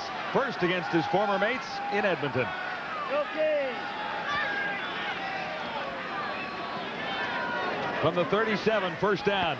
Damon Allen. He'll carry himself and paid the price that time, surrounded by 3 Eskimos. Davidson was there, and so was Willie Pless. Well, that was the play action that Gord Miller alluded to. The only trouble was Willie Pless wasn't fooled. Either was Rob Davidson. Watch Pless. He's in the middle of your screen, and as Damon Allen cuts to the inside, Pless is waiting for him. Good coverage downfield. Forced Allen to run with the football, and then he took a pretty good whack. Gain is 2, 2nd and 8. David Lucas to the near side. Earl Winfield, far side of the field. Allen will have the first down. And lots to spare. He's inside the 45. Stephan Jordan with the tackle.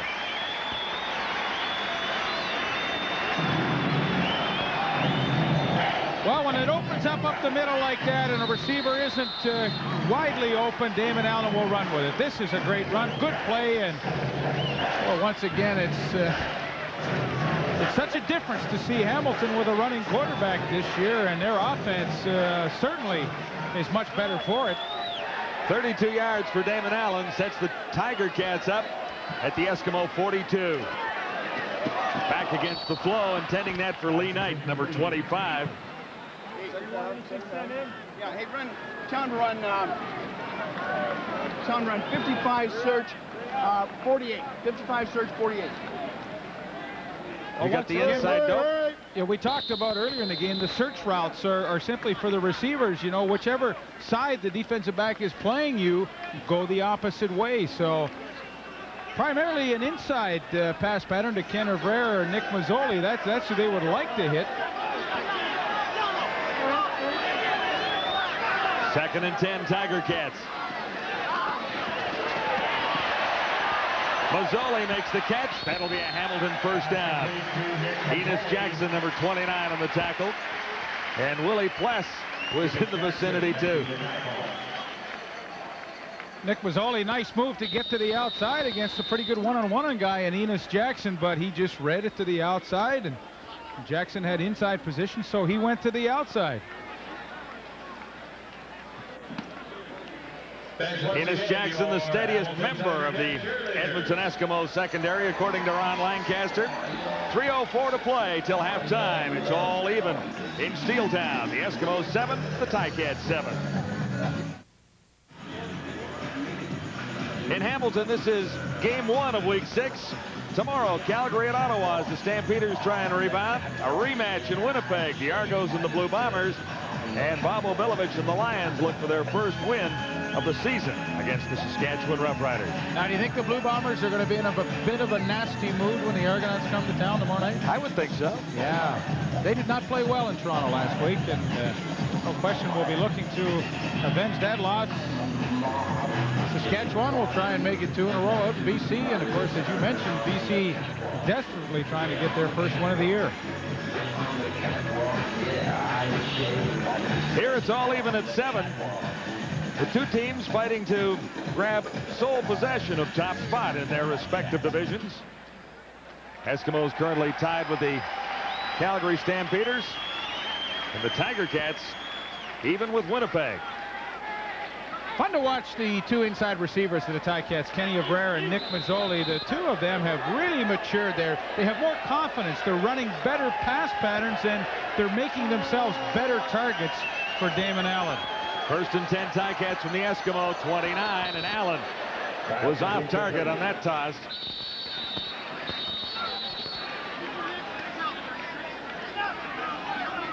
Interesting when you look at this Tiger Cat offense.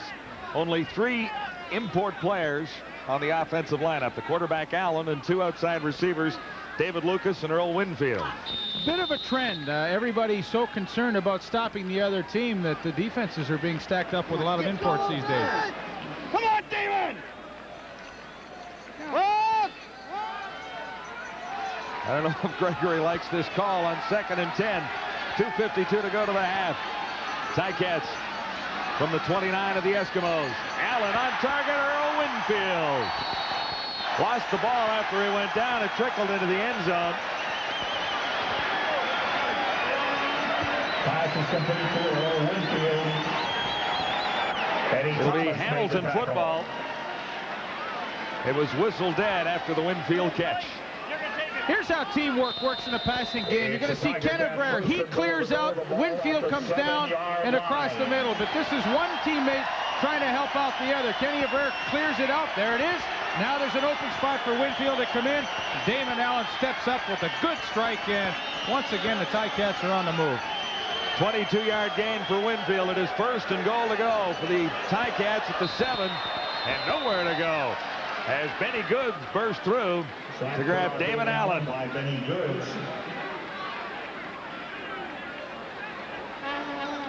Damon Allen, no chance to get this ball off. He knows he has to throw quickly, but he just can't get it away quickly enough. Benny Goods just slips the block of Francois Belanger, and he is in with the sack. And boy, when teams are backed up in their goal line, you can 9 times out of 10 expect the blitz to come, and a blitz came. Benny Goods got an opening, got the sack. 2nd and 14. Orville Lee was the intended receiver. And the Ticats set up at the 7-yard line. Will have to settle for 3. And John Gregory's frustrated. I mean, you only get so many opportunities in a game to score. We talked about it. This was a prime opportunity to score, but the Edmonton pass rush was just too much for Damon Allen. 2nd time in a row, pressure on him. Leroy Blue came through, and that ball just had to be thrown before the receiver was ready. Paul Osbaldiston. Good on 10 of 16. 62%. Chip shot here. And the Tiger Cats are back in the lead. 10-7, Hamilton leading Edmonton with 1:57 to go till halftime. What's interesting with the Edmonton defense, they come into this game tied for the league lead in sacking the quarterback, and when they were put into a critical situation, 2 plays in a row, they got pressure from their front 4, and Benny Goods, and then the pressure with the sack. Leroy Blue with the pressure to force Damon Allen to throw the ball away.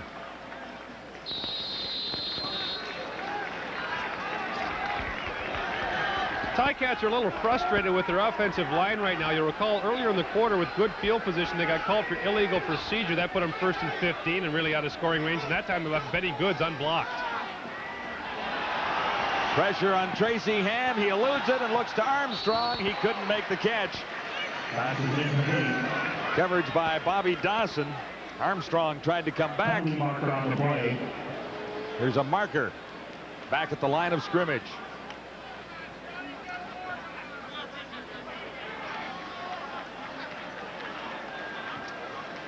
Illegal substitution. Hamilton number 26. 1st down. Rico Cartwright, the normal right corner, wasn't in the game, so Ricky Royal had to come running out when he was not allowed to, so that cost them. 1st down, Eskimos. The Edmonton 45. Marshall makes the catch, lost the ball, big hit. Marshall can't get it back. Sandusky might have. We'll see which way this goes. It'll be a Tiger Cat football. Big hit on Blake Marshall, and the ball sprung loose.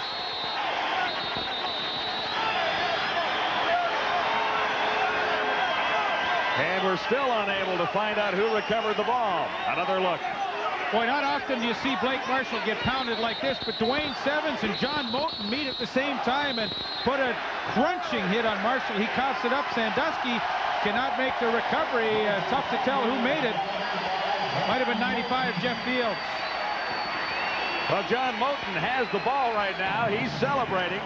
Well, regardless of who made the recovery, John Moulton and Dwayne Simmons had a team meeting at Blake Marshall's expense.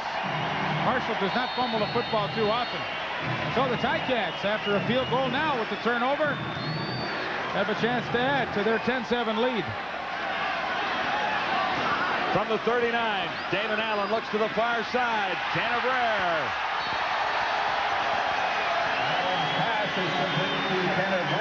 Forced out by Jordan. That's the kind of play that can turn a player's game around. You remember John Moten earlier in the game was called for clipping, bringing back a big Earl Winfield punt return. He's been kicking himself ever since, but that should pick him up a little. Yeah, it's always nice to get one back when you've given up a lot of yardage through a penalty, and he comes up with the big hit.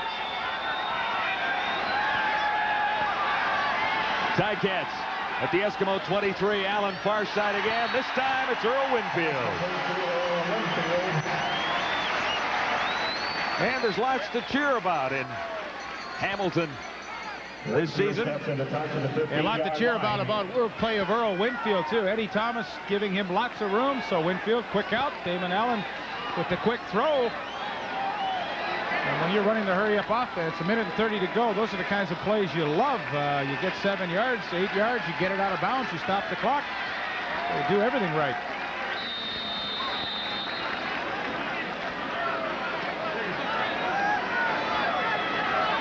Second and 3 with 1 minute 31 till halftime. Ticats in front by 3. It's 10-7. Fake to Orville Lee. Allen carries himself down the sideline. Stopped near the 2. Damon Allen, the ball carrier. Dwayne Odom, number 36, in on the tackle, but the Ticats move the sticks once more. They had an opportunity moments ago from the 7. Now they're at the 4. Play fake, and it looked like Larry Ruck might have a chance, but he just gets tripped up as he's about to make the tackle on Damon Allen, and Allen gets to the outside. Willie Pless actually made a pretty good play on that. He was blocked out, got a hand out to slow Allen down. But here are the Tiger Cats, first and goal to go at the Eskimo 4. Orville Lee. Not quite.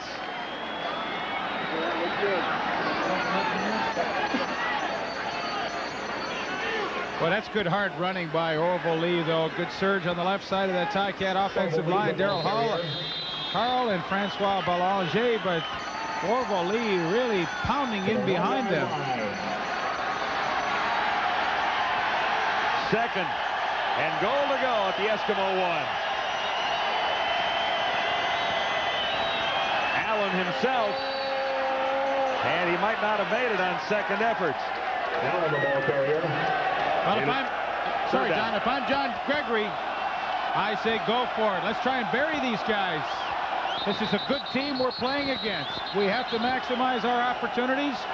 Third and goal at the 1. I have to have confidence in my offense that they can get 1 yard in a critical situation. So if he goes for it, he's sending a message to his team. He's saying, hey, offense, I've got confidence in you, and go get it. I think if you kick a field goal here, it's like bailing out. Who's the guy out? Yeah. 33. Just want to get back up. Get organized. The quick look guy. 33, right? Get out there and get 23 to get organized. Well, it looks as though he's called 33, and usually the 3 means the fullback will carry. And the 3 hole, which would be to the right side, I believe, in the Hamilton Tiger Cat scheme of things. Third and touchdown to go. Orville Lee. And confidence pays off.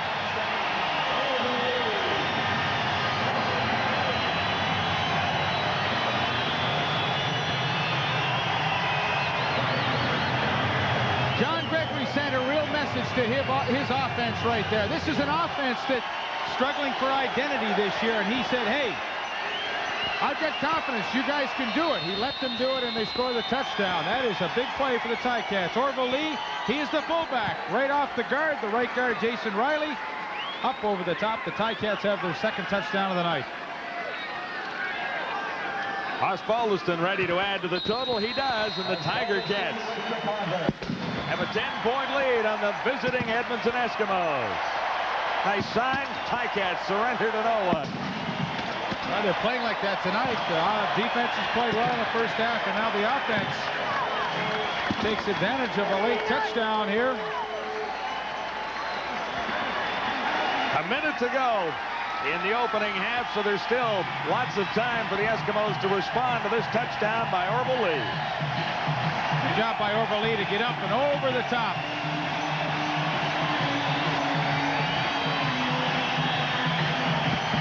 Oh, I tell you, it's been a while since I've seen a crowd in Hamilton have a good time like they're having here tonight.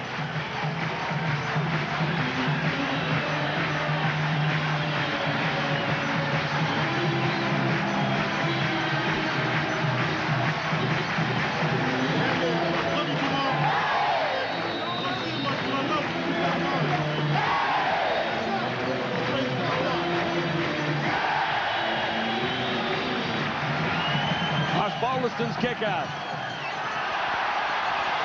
Izar on the return, number 35 for the Eskimos. Caught and wrestled down by Mark Dennis. Yeah, Mark Dennis is the best player that the Hamilton Tiger Cats have on special teams. He will make at least 50% of their tackles on punt and kickoff cover. A nifty scoring drive. 6 plays to cover 49 yards. I think, John, what's impressive about that is 6 plays in 35 seconds. Absolutely. That is really doing a good job on your hurry-up offense. Eskimos from the 31, 1st and 10. 3 receivers to the near side. Michael Souls, number 32, got the call. He's averaging 5.9 yards per carry, but not that time. Walton and Fields combining for the tackle. Eskimos are the #1 rushing team in the nation. Lancaster had hoped he could run a little bit against the Tiger Cats tonight.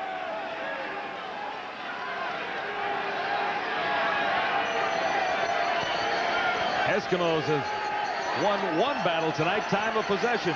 This is 2nd and 9, near side, Sandusky. Pass is complete to Jim Sandusky. Smart defense by Hamilton, though. There's 32 seconds left. Don't let any of the receivers get in behind you. Keep everything in front of you. Let Tracy Ham complete a few of these passes. Now, if he finally works it down the field and you find like you're getting pressured and you're going to give up some points, then you come up and play it a little tighter. But make Ham, for now, complete about 3 or 4 more passes before you play a more aggressive defense. From the 43, Ham has room. He'll get to midfield. Stopped by Corus Irvin, number 4. And the ball carrier. And Corus Irvin did the smart thing. He took such an angle on Tracy Ham that he forced him back upfield and didn't allow Ham to get to the sidelines and out of bounds. It'll be a 1st down for the Eskimos with 23 seconds till halftime. Ticats leading 17-7. From the shotgun.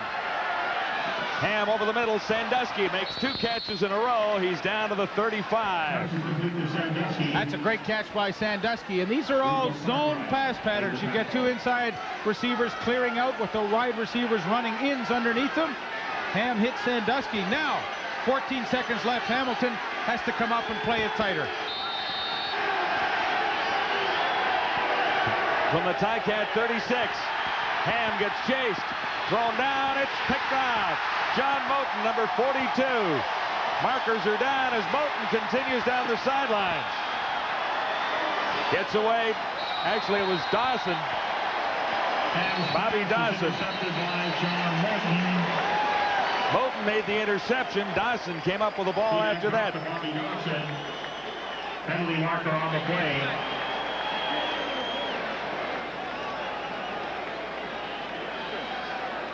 Zeros on the time clock right now. They won't end on a penalty. Here's Jake. Offside pass. Hamilton. The half is over. Moten makes the interception to stall the Eskimo drive. He handed off to Bobby Dawson. Ticats head to the dressing room with a 10-point lead. It's 17-7 and halftime in Hamilton.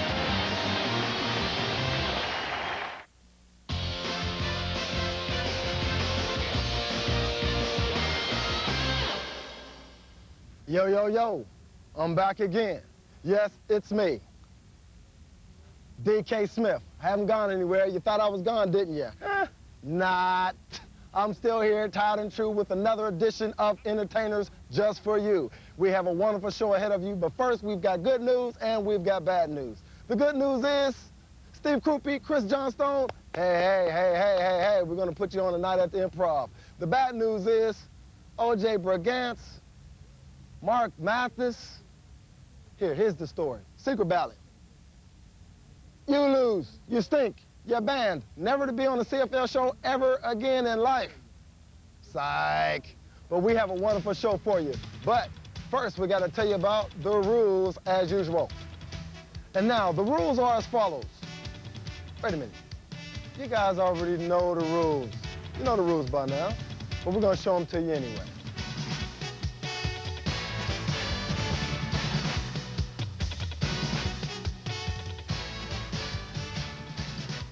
All right, Daryl K. Smith. Remember what I told you at the All-Star banquet down in Regina, right? Said you was gonna have this thing and the best guy win. So now you're looking at the best here. Just warm up, see, can I still do it?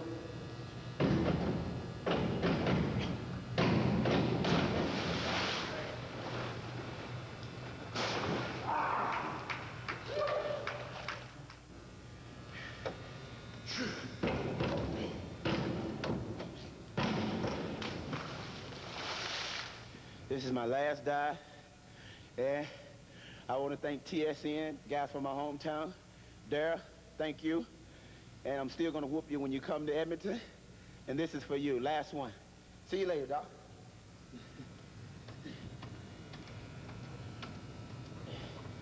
The ultimate one for Daryl K. Smith. Yeah. Here you go. Last one. One.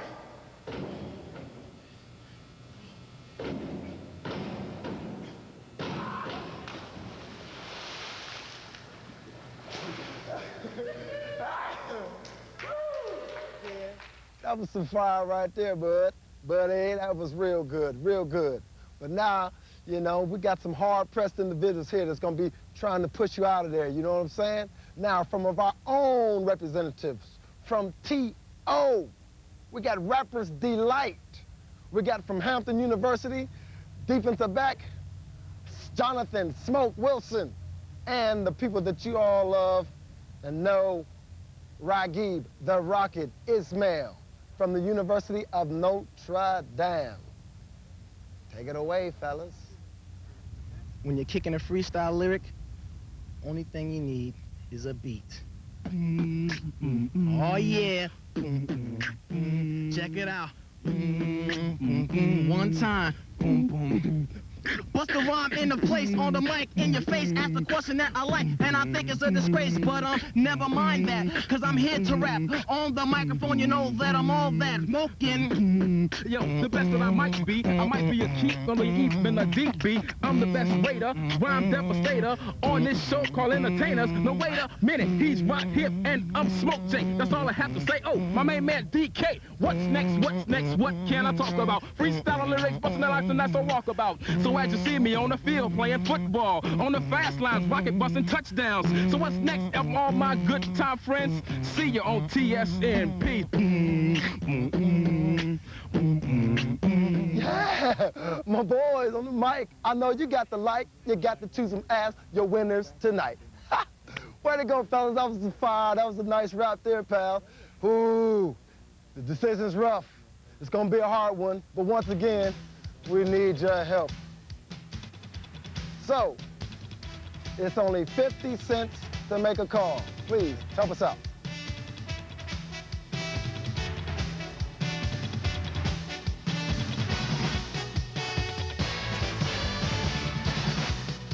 Now, how was the show?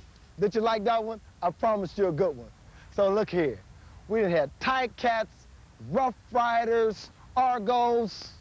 We need some Blue Bombers. Do you guys have any talent, any at all, except on the field, which is still questionable? We need you guys to give me something, give me something. Can you hear me out there, James West? All right, thank you again. And we'll see you next week for another edition of The Entertainers.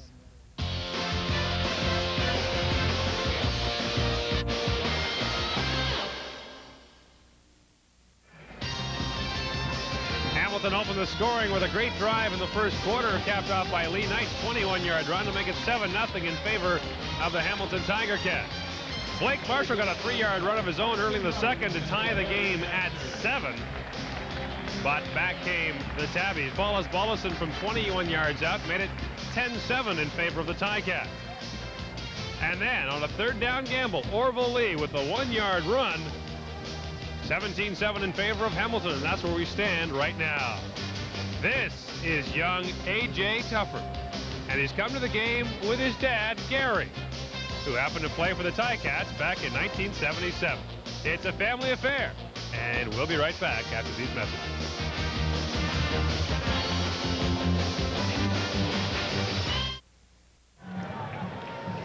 Ready for the second half at Ivor Wynn in Hamilton, our TSN game of the week, with the Tiger Cats in front of the Eskimos 17-7. Stats from the first half favoring the Tiger Cats: 237 yards total offense, net yards 222, a couple of turnovers by the Eskimos, who had time of possession on the Tiger Cats, but the Cats lead it on the scoreboard by 10 points. And we're ready for the second half kickoff by Paul Osbaldiston. Ticat defense rather impressive in the first half, Lee. They did not make any mistakes. I mean, they had the one scoring drive against them, but other than that, I thought John Gregory's team played with great discipline, and of course that is a characteristic that he brings to any team that he has coached.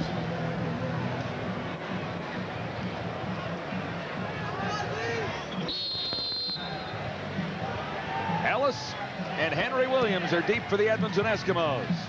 This time it's Craig Ellis at the 15. Behind a couple of pretty good blockers, Ellis gets out to the 35, forced back from there. Tracy Ham did not have a terrific first half.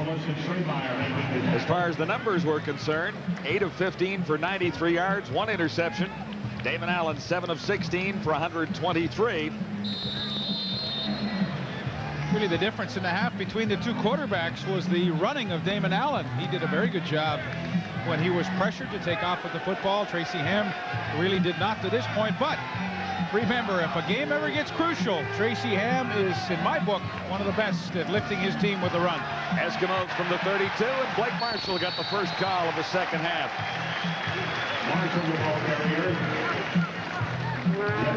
Boy, Jeff Fields, number 95, and his partner, Mark Hall, number 70, have really done an excellent job controlling that middle. Edmonton likes to run between the guards with the big fullbacks, but tonight the Hamilton tackles have really just completely shut that down. 2 giant-sized tackles in Hamilton this year, both over 300 pounds. 2nd and 9. Ham trapped behind the line. Bailey tries to run him down. Ham on the run, and it's almost picked off and then tipped into the hands of Chris Armstrong, I believe.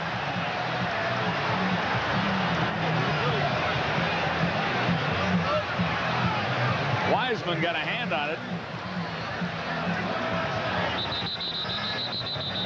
Tracy Ham's very lucky. Todd Wiseman should have had the interception. How about this? Bounces off his chest into the arms of Chris Armstrong. That will go as a reception.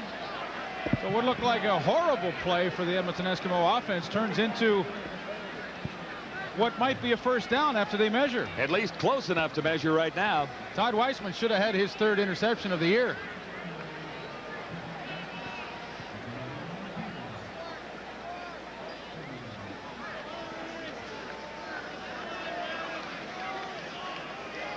Third down by an inch or so.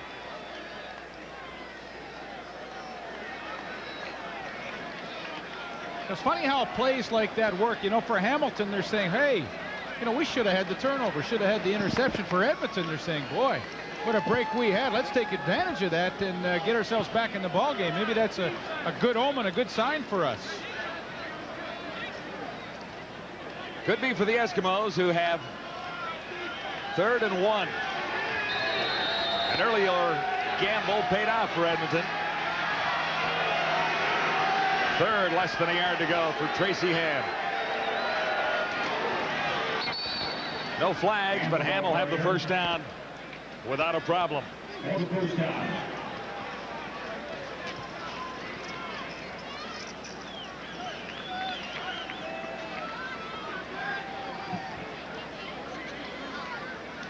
Number 98 is Mike Dumaresk, who is listed as a backup guard and wears number 53 usually. 1st and 10. Edmonton out now at the 44. Eskimos trailing by 10. It's 17-7 Hamilton.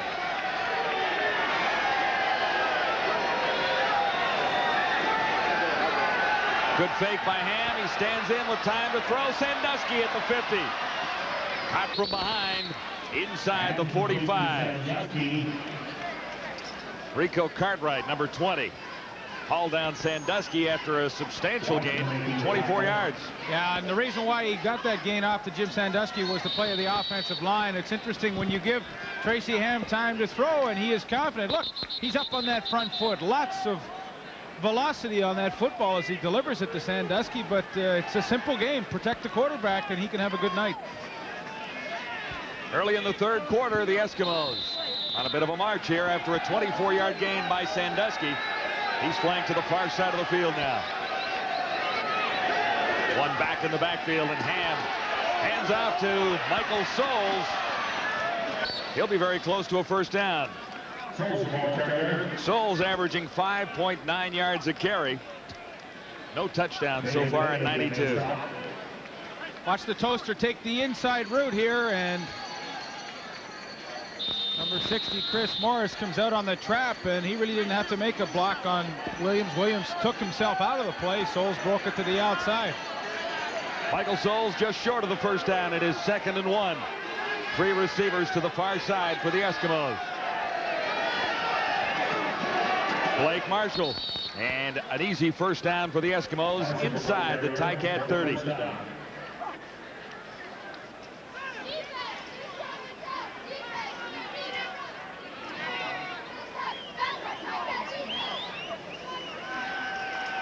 Marshall has the lone Eskimo touchdown on a 3-yard rush. 10-minute mark. 2nd quarter.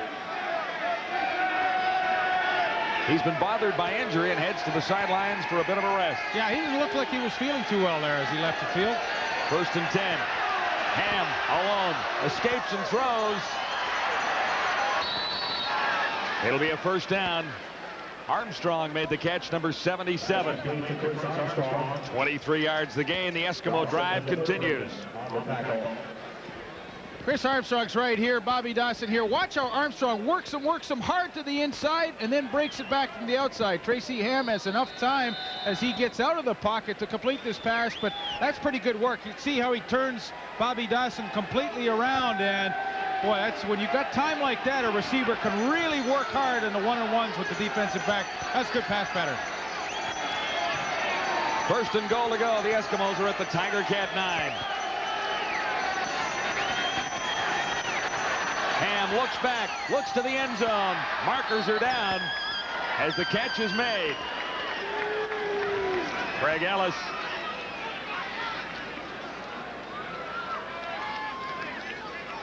They're going to call interference on Todd Wiseman, I believe. He was all over Ellis in the end zone. Forward pass interference.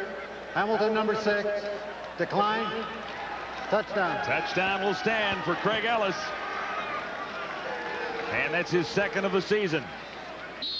Safety blitz coming. Here's Ellis. Now he sees his quarterback in trouble. He's not the primary receiver, but that is a desirable matchup. Craig Ellis on Todd Wiseman. There you see Wiseman give him the left hand, the hold. Ellis nevertheless still makes the touchdown catch, but that is not a good matchup for the Ticats to be in. Todd Wiseman on a Craig Ellis.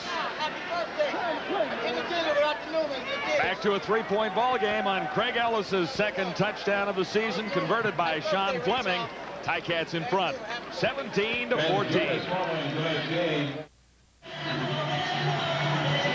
You know, when defenses are threatened in their own goal line area, they have to become a little more aggressive. Sometimes you get caught with it. Here's Tim Jackson, the inside safety.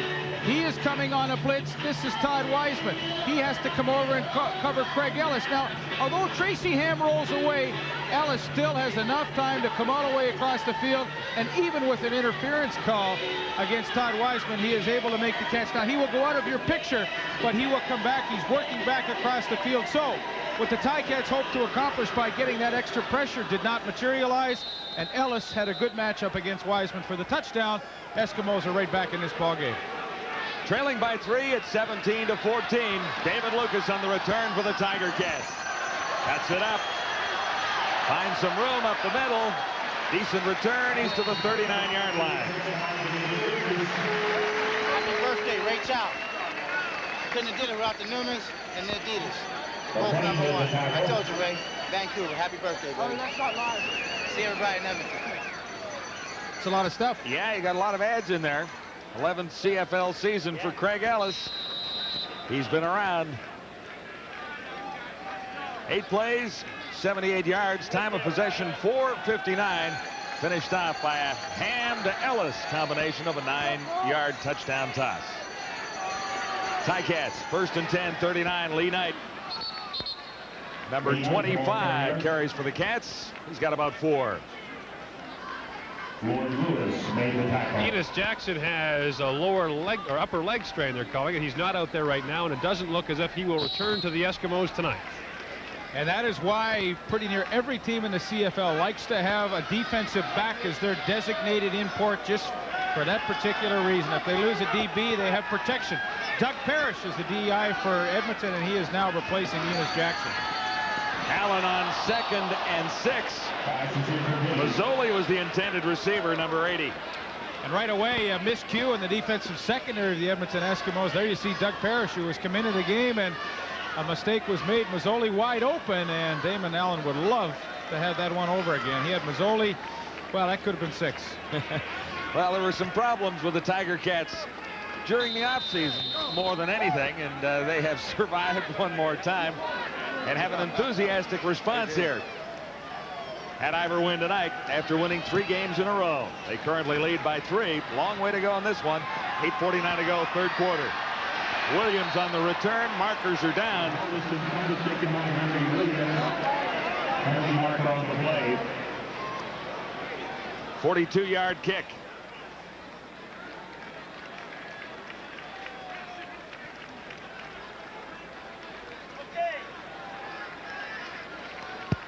Illegal block. Edmonton number 43. First down. It's Jed Roberts, usually an excellent special teams player. 22 special teams tackles last year. It'll be 1st and 10. Eskimos now back at the 20 as a result of that infraction. Hamilton leading 17-14.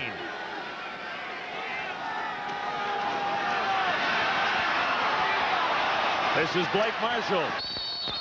And Marshall gets to the 30, slightly short of the first down. A reminder, you can still vote on the entertainers. Who did you like? The Toronto group of Ismail and Wilson or Henry the Gizmo Williams? The numbers to call, 50 cents a call. That might be a little close tonight. What do you think? I thought they both were good. Better numbers for Tracy Ham, 2nd half. Now 12 of 19 for 156 yards, 1 touchdown. 2nd and 1. Marshall carried. We'll see where they spot the ball. Leaf, you mentioned a moment ago that Blake Marshall doesn't look well. Well, he's not feeling too well. On that fumble he had in the first half, he really got rocked. In fact, he just told me on the sidelines that this Hamilton defense hits as hard as any he's seen. He's really taking a beating out there. Gordon, I couldn't agree with you more. It seems like this is the most physical Hamilton defense I've seen in some time, and should rekindle some fond memories of great defenses of the Tiger Cats of the past. And Blake did take a huge hit from John Moulton and Dwayne Simmons on that play you alluded to. Marshall comes up short. It'll be 3rd down and inches to go. Eskimos just across the 30-yard line. A young Tiger Cat supporter. All decked out. 3rd time the Eskimos have gambled. Previous 2 paid off. And it looks like this one will as well. No markers anywhere. It'll be an Eskimo first down. First down.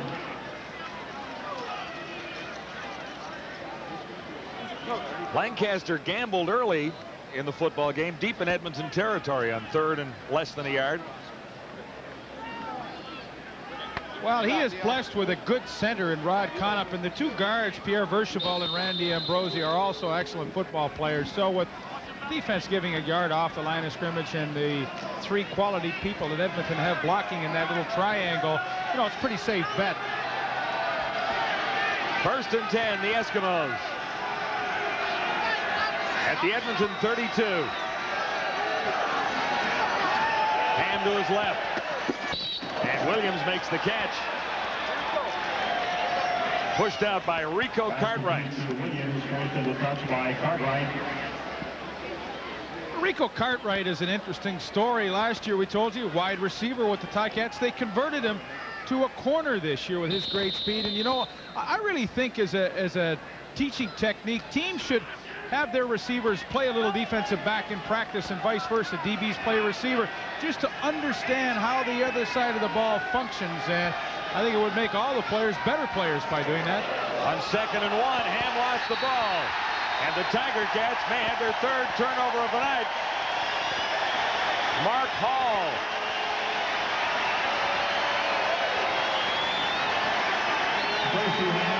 .6'5", 305 pounds of Mark Hall comes up with a loose ball. Bad exchange between Conop and Ham. And when there's a bad exchange, it is always the fault of the quarterback. It is never the center's fault. The quarterback has to make sure he has to snap from center before he backs away. Tracy Ham did not. Mark Hall, who says he's 305, that usually means they're about 325. He comes up with a humble recovery. Couple of big guys in the middle of the defense for the Hamilton Tiger Cats. Big turnover goes Hamilton's way. Welcome back to Ivor Wynn in Hamilton, where the hometown Tiger Cats lead by 3. 6:09 to go, 3rd quarter. Turnover by the Eskimos. The 3rd of the night has set the Ticats up with a 1st down just inside the Eskimo 40. Lucas and Winfield, the 2 wide receivers for the Tiger Cats. Damon Allen back in a hurry. Here comes the charge, and Allen is down. Caught by Dwayne Odom, number 36. Lloyd Lewis helped set it up. Odom making the tackle on Damon Allen. That's pretty good for the front group of the Edmonton Eskimos. 3 sacks tonight. Of course, they came in tied for the league lead in that department. They now have 18 as a group. But it seems like any time that they have been really pressured tonight and have had to come up with a good series, they've been able to do so. Ticats now back at the 45. 2nd and 15 facing Damon Allen. He looks deep. Cabrera down the sidelines. Can't make the catch.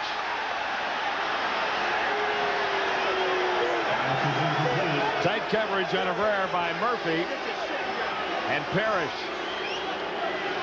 It was just a great battle between 2 good football players. Ken Cabrera and Doug Parrish went up for it at the same time. This becomes a basketball jump ball play, and well, that was good coverage, and Cabrera just could not come up with a spectacular catch. The receiver, Cabrera, at least the intended receiver. And I should add that he is from Northern Secondary High School in Toronto. My old high school as well. Finally a receiver out of there with blocking ability, right? That's right. 3rd down kick, waiting for it. Here's Henry Williams back at the 5. Looks for room to the far side of the field. Great speed for Henry Williams. Osbaldiston missed him. Williams could go all the way, and no markers anywhere. Quick touchdown, and the Eskimos take the lead. Pretty easy to figure that one out. He picked it up on the 5. 105 yards for the touchdown by Henry Williams.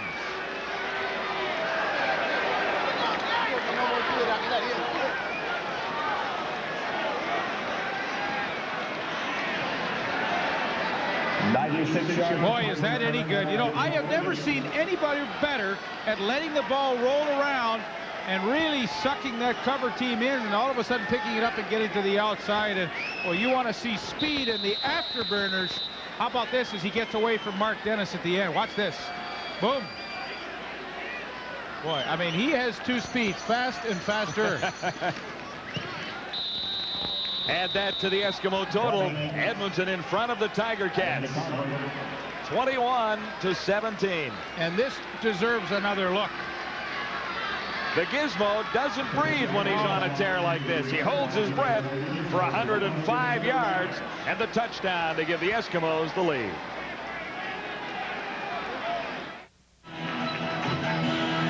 Last chance to vote on the entertainer's phone poll. Will it be Henry Williams? Maybe he'll get a vote or two for that run as well as his performance at halftime against the Rocket. And Wilson from the Toronto Argo. What's up, Edmonton? Petra, Lily Henry, that was for you guys. Norman, McKenzie, Matthews, the trainer, Dwayne, that was it.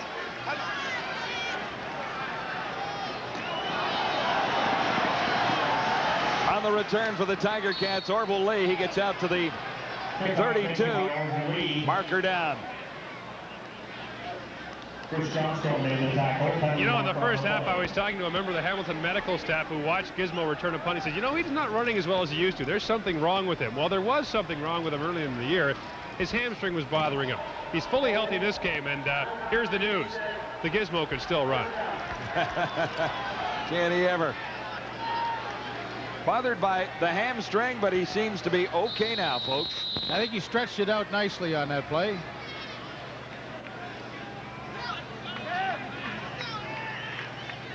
Short scoring drive. Well, a long scoring drive, but in about short fashion. 10 seconds.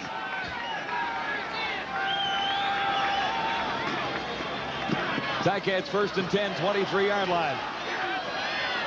Paul Bushy got the call. There's a marker down on the Tiger Cat backfield, and the Eskimos may be charged for roughing on the quarterback, Damon Allen.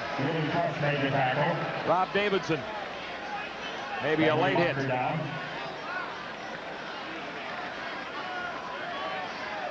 Major foul, roughing the passer, Edmonton number 96. That's exactly who it was. And that's a good call, too. You have to protect the quarterbacks, and Rob Davidson should know better. If the ball is gone, don't hit him. Simple as that. And this is exactly what you do not want to do. You've struggled to come back and take the lead in the ball game, and you don't want Hamilton to get back into it by giving them opportunities through penalties. It's discipline. Edmonton has to have it. Ticats out at the 43 with a first down. Allen looks to the far side. Completes. To David Lucas. Forced out by Damian Lyons. David Lucas is a newcomer in that receiving corps this year. He was at a free agent camp that the Tiger Cats signed him at. He has 4.2 speed for the 40.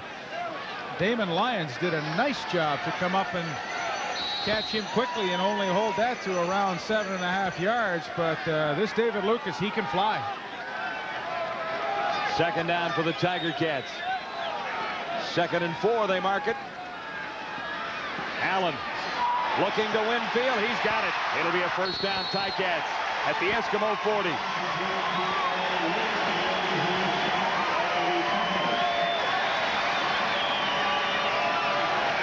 22-yard gain for Winfield. It's pretty to watch. You want to see how a receiver works the defensive back. Watch the hard move to the inside. Look at the quarterback now. Break it back to the corner. He gets Eddie Thomas turned around. The pattern is called a post corner pattern. Earl Winfield runs it to perfection. So that roughing call to Rob Davidson gave Hamilton some life, and now a nice completion to Earl Winfield. And I think Earl Winfield's a little bit ahead in that matchup. Still pretty close. 1st and 10 at the Eskimo 40. Allen going to the other side. Mazzoli turns around. Forced out by Murphy. Nick Mazzoli has another Tiger Cat first down. Mazzoli in conversation with the Ticats backup quarterback Don McPherson on the sidelines and relays the message to Damon Allen.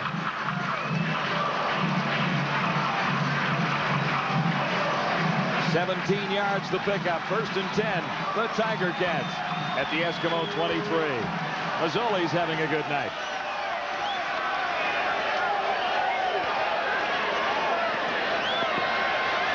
Pressure on Damon Allen. Can he escape? 3 big guys after him. He'll outrun those.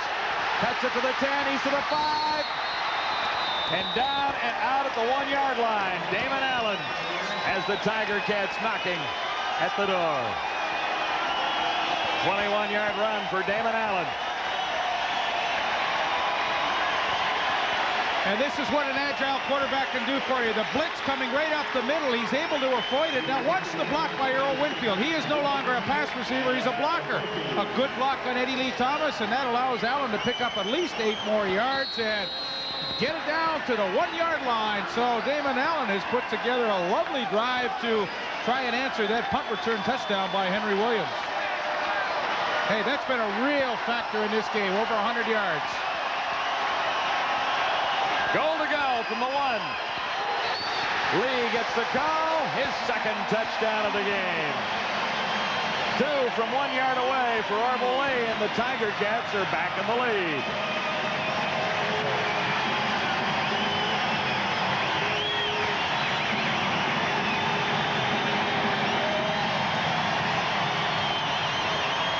The same play he scored on in the first half. Just take it in behind the right guard, Jason Riley, and then back up over the top. Dwayne Odoms, the linebacker, tries to meet him up at the highest point as he jumps, but it's not enough to keep Orville Lee out of the end zone. And give the Tiger Cats credit, they had a punt return go against them for a touchdown. That's often very deflating. But what do? They just came and marched it right back down the field themselves. That's impressive.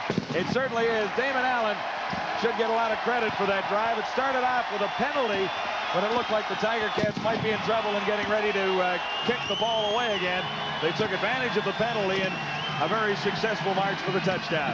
Well, a completion to Mazzoli and then a beautifully executed corner pattern by Earl Winfield. Allen was on target, but you know, the key once again to that drive is the ability for Damon Allen to run with the football. And we showed a graphic a few plays ago where he is over 100 yards rushing tonight.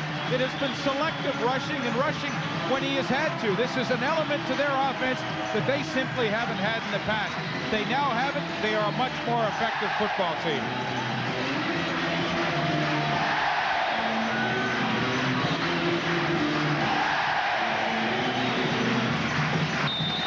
They're rocking at Ivor Wynn tonight. Ticats in front of the Eskimos by 3. It is 24-21. The Osbaldiston kickoff coming down at the 15. Craig Ellis has a good return going for the Eskimos.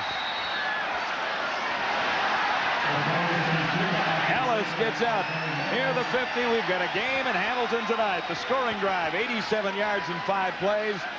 And Orville Lee has his second touchdown of the night.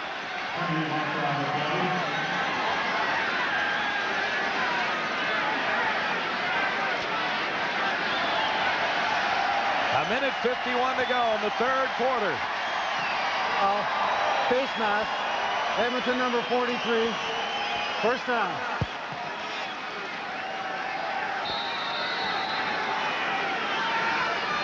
Face masking call against Jed Roberts will take it back to the 40 where the Eskimos begin first down.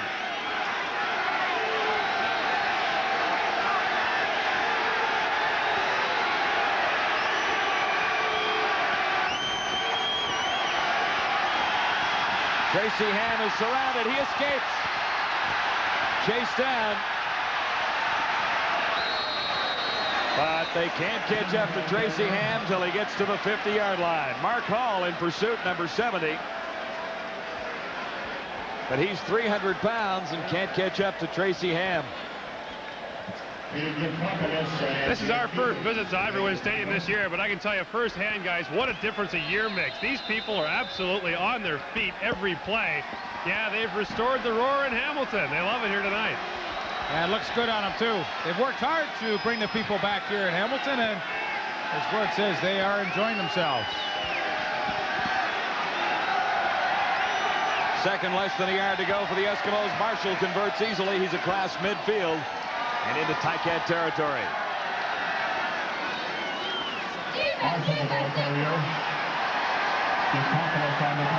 Big Blake Marshall averaging 6.1 yards per carry so far in 92. How about that for a 230-pound fullback? That's a good average. Absolutely.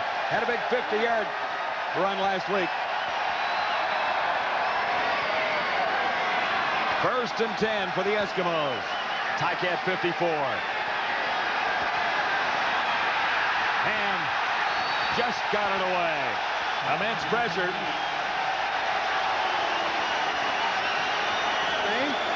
You want to show maybe? Dwayne Simmons, a newcomer in the linebacking core for the Ticats. Vernon Maxwell had played the first 4 games, or rather 5 games there. They released him this week. Simmons gets a chance to play, and he gets through on the blitz and forces Tracy Ham to throw the ball away just to keep from being sacked. But the Ticats have done a good job when they have feel like Edmonton is getting some kind of momentum. They have come with the blitz and been pretty effective with it. This is 2nd and 10. Should be the last play of the 3rd quarter. Ham surrounded and down this time. The toaster got there, number 91. He had some help, though. John Moten was there as well, number 42. Well, the big key for the Ticats, they get good pressure from the outside, and that allows the big guys to come up the middle. They just folded that pocket. Tracy Ham had no place to go. It is the Tiger Cats by 3 with 1 quarter to go. And Ivor wins.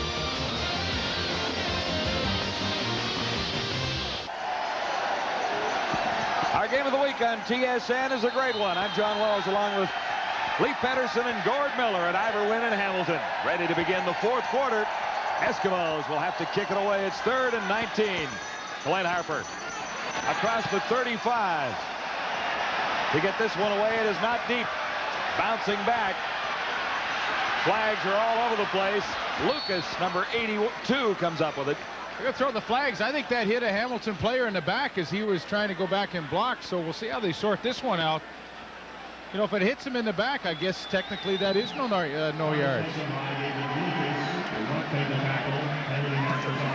38-yard punt that time.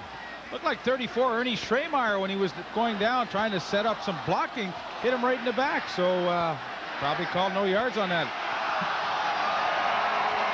There it is. Hits him right in the butt. On the butt. First down. So they get 15 yards from that. That's not bad. Hamilton getting a few breaks here. After 3 quarters, the numbers still favor the Tiger Cats, as does the score. 314 total yards. And the Eskimos have turned it over 3 times. Doesn't feel like Edmonton's had the ball for 12 more minutes than Hamilton, though. It really doesn't. On 1st down, Mazzoli makes the catch. He is short of the 1st down. Nick Mazzoli, pretty good night for the Tiger Cats. Second time he's been able to catch that quick post to, and what it means is there's outside alignment by the defensive back. They quickly read it. He cuts to the inside and gets inside Stephen Jordan, makes a nice catch. And boy, in his 2nd year, he is really blossoming. He is a big weapon for the Ticats. And he has, don't forget, he has tremendous speed. It will be a 1st down, Tiger Cats at the Hamilton 53. Allen with time. Mazzoli again in front of Doug Perry. There is a marker downfield, however. Hang on 1 second.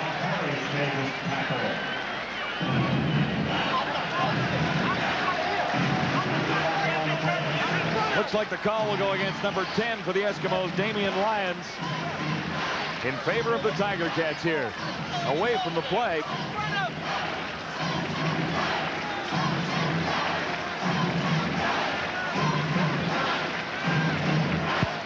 Illegal contact on an eligible receiver. Edmonton number 10. 1st down.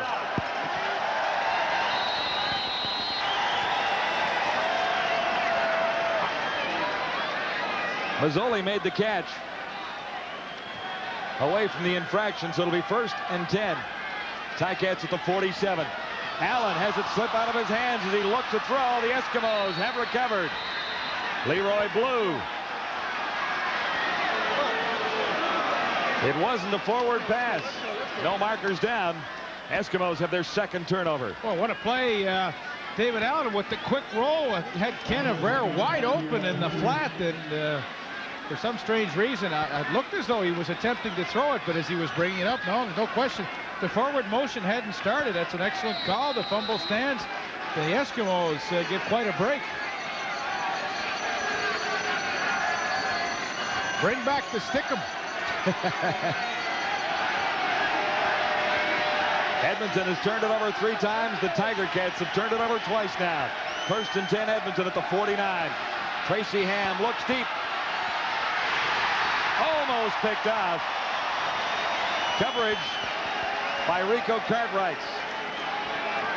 And pass is brought down by Cartwright. Maybe the fastest guy on the Hamilton Tiger Cats is Ricardo Cartwright, and he is in a 1-on-1 confrontation with Henry Williams, who, well, you know how fast he is, but perfect position by Cartwright on the inside hip, taking away any opportunity for Williams to come back to the football. The rap on Cartwright as a bad receiver, last year, was bad hands.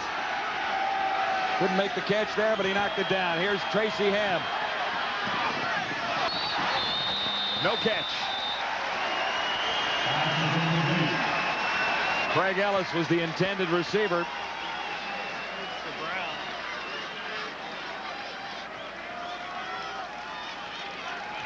Craig Ellis does a super job to find the soft spot in the zone coverage in between 3 Ticats. The only problem was he didn't hang on to the football. So whereas the Eskimos are always known for making the big plays in the 4th quarter, unable to do so there.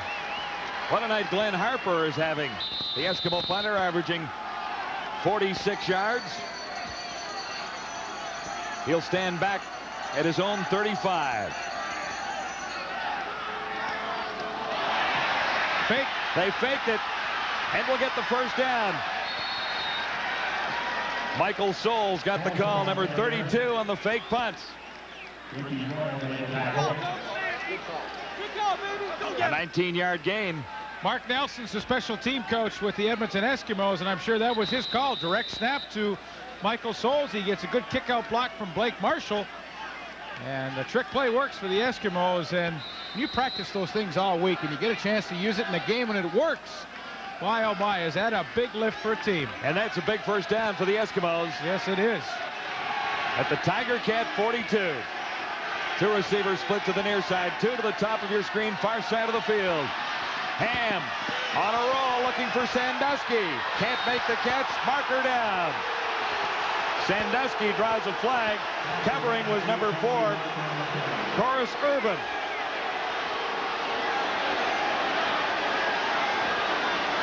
You will get a good look at it here. Does Corus Urban time it? I don't know, that's a tough one. Sandusky, the ball is underthrown. Sandusky is trying to work back to it, and then the contact is created.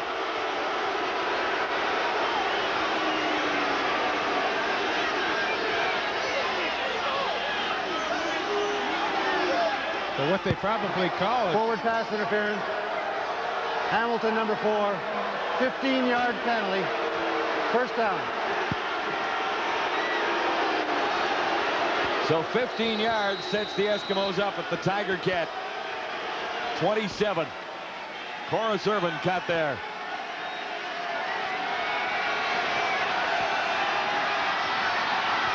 Tracy Ham looks to the end zone.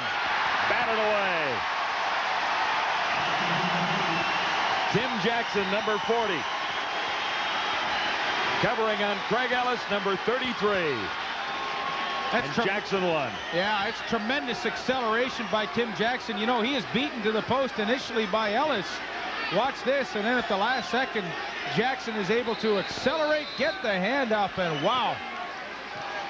You cannot play it any better than that. Enough confidence to stay on the outside and then make the move at the last possible second. Tough defense. On 2nd and 10. Under the cover this time.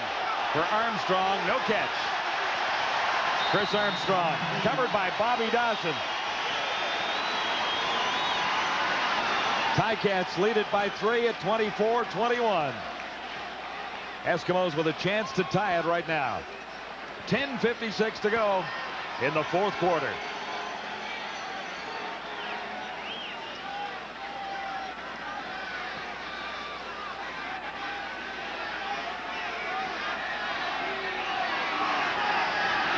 The ball will be spotted on the 34 for Sean Fleming.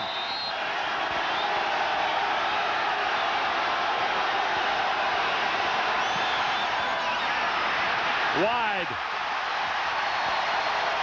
Ticats retain the lead. Looked as though Glenn Harper, who is the holder, had a little trouble getting that ball on the tee, and maybe that's the reason. Sean Fleming hooked it to the left side. Snap was a little low, and I think Harper just could not quite get a good handle on it. Oh, here's a good look. You're going to see it right here. Snaps down low. That's tough, and that was just enough, obviously, to upset the rhythm. Sean Fleming, and he misses. So Fleming misses. The Tiger Cats hang on to the lead, but it narrows to 2 at 24-22. In a tight football game, the Edmonton Eskimos have a very big problem on defense. We told you earlier about the problems of Leroy Blue.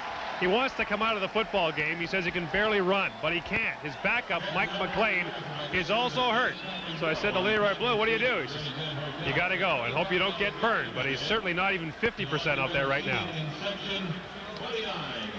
Leroy Blue is number 89, 4 sacks so far in 1992.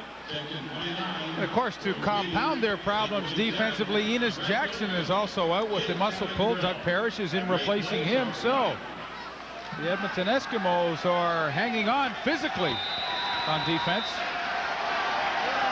Ticats have the lead right now. And the football with 10:39 to go in the fourth quarter. 1st and 10, Hamilton. Orville Lee. And at Ivor Wynn tonight, a rather noisy group has gathered. Over 21,000 on hand for the Tiger Cats.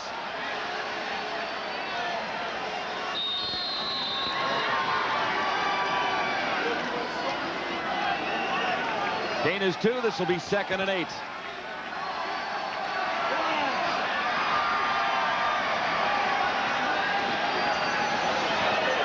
Damon Allen looking deep at the 40.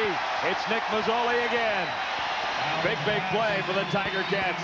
A 33-yard reception by Nick Mazzoli. Tough play to cover. They're working on Doug Parrish, the inside safety, who's come in to replace Enos Jackson, and Nick Mazzoli's having a good night. Here's Mazzoli. Now he's going to do the wheel pattern. There's Lucas. He goes to the inside. Parrish just simply cannot stay with Mazzoli. There's the... Now, sometimes you get a little bit of a rub-off, too, as they did as Lucas went to the inside. But good pattern by Mazzoli. We talk about his excellent speed. Good pattern, good throw by David Allen. And Ticats pick up a big one. Warming up on the sidelines with the injured Damon Allen. Don McPherson wearing number 99. Allen being attended to will take a timeout at Ivor Wynn. With 9:49 to go, the Tiger Cats leading 24-22.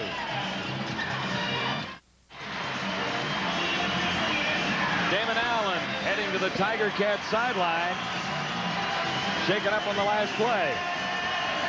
And he didn't even get a chance to see this completion to Nick Mazzoli because Benny Goods came right up the middle, and just as the football is released, the helmet of Benny Goods comes right up and catches Damon Allen on the chin, and although he is up and walking off the field, I'm sure he is trying to shake the cobwebs out. Good shot by Benny Goods, but Damon Allen, give him credit to be able to hang into the pocket, knowing he's going to just be smacked and able to still get that football off and get the big completion. The number's on Don McPherson, who enters for the Tiger Cats with a first down at the Eskimo 40. Good fake by McPherson, throwing on the run, looking deep. Almost on the way down. Lucas was the intended receiver. It almost bounced into his hands as he was lying on the ground. Might wonder why a quarterback would wear number 99, but you may be familiar with Jerome Brown, who was a defensive tackle with the Philadelphia Eagles. Back in June, he was tragically killed in an auto accident. Don McPherson and he were very good friends. So as a tribute to his good friend, Jerome Brown, Don McPherson is wearing number 99 in honor of him. 9:27 to play. Ticats by 2 at 24-22. Facing 2nd and 10 with the backup Don McPherson at quarterback. McPherson intended that for Winfield. He was covered by Eddie Thomas, number 17. Well, as a defensive back, I don't think you can play it any better than Eddie Thomas did. He'd been burned on that in pattern once already by Earl Winfield. He has seen it, so this time he reacted to it much better and was able to get the hand in and knock it away. The good news is the ball wasn't intercepted after the tip, and Osbaldiston will have a chance to attempt the field goal. But boy, defensively, I mean, you just cannot cover a guy any better than Eddie Thomas did right there. Tremendous team speed in the secondary of both these teams. Absolutely. Todd Dillon will hold for Osbaldiston's try. A marker is down. Osbaldiston is good.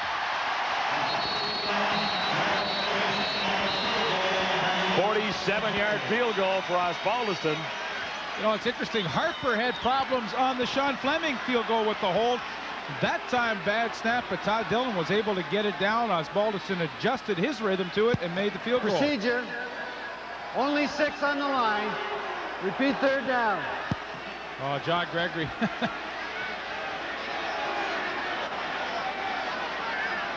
Dillon got the ball down in time.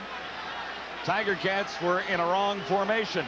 Well, that's great soft hands by your holder, and of course, as a kicker, I mean, you're only as good as your center and your holder, and Todd Dillon did a super job to put that thing on the tee. This time the ball will be spotted at the 52-yard line.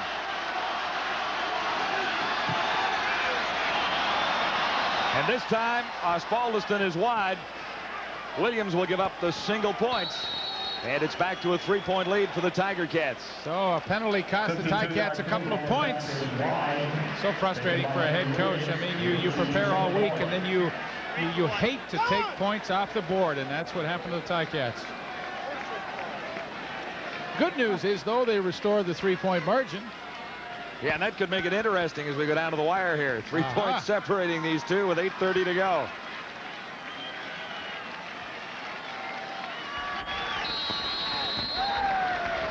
Damon Allen is very groggy on the Hamilton sidelines. The trainers were saying he wasn't answering questions very quickly on the field. They're going to monitor his progress and see if he's able to come back. Allen insists he's fine, but of course they're going to be very careful. Meantime, the Eskimo offense is on the field. And out to midfield, Michael Souls. Should be a first down. Ryman Williams by the tackle.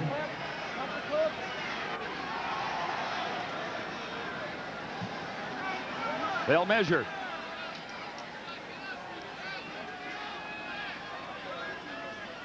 Souls has been averaging 5.9 yards a carry. It'll be a first down for the Eskimos.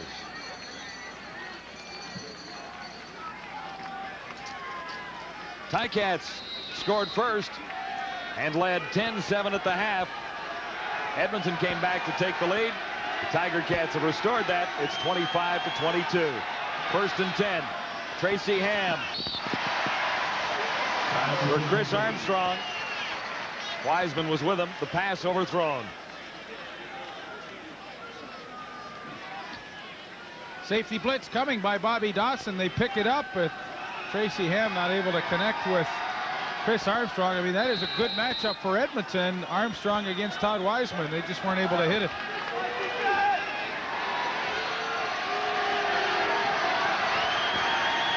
Second and 10 for the Eskimos. Just shy of midfield. Ham with time. Sandusky, the intended receiver. A bit of a mix-up. Corus Irvin moved in and ended up being closer to the pass from Ham than Sandusky did. One thing you have to remember, too, with those two big tackles, getting that push up the middle into that pocket, you've got Mark Hall at 6'5" and Jeff Fields at 6'3". Now, they were coming in the face of Tracy Ham, and he simply had to throw it over the top of. There's Mark Hall, there's 6'5", and, of course, you put your arms up, he's over 10 feet. Ham had to throw over top of him to get the ball away, and the ball was just far too high. Hard to believe you can be 6'3" and 300 pounds on the defensive line and be the second biggest guy out there. That's right. As is Jeff Fields. Glenn Harper's kick. Winfield takes it. No markers down. Now they come down, and Winfield steps out near the 25. 35-yard punts. 5-yard return. And tempers flare on the far side by the Tiger Cat bench. We got a good fight going down there. Ricky Royal blocked his man right down into the dugout there, and then the punches started flying.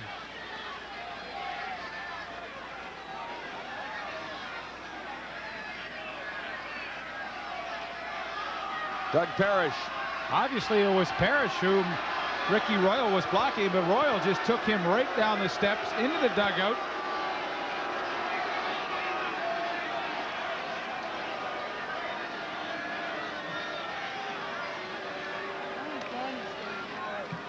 We'll check out the infractions here after the play.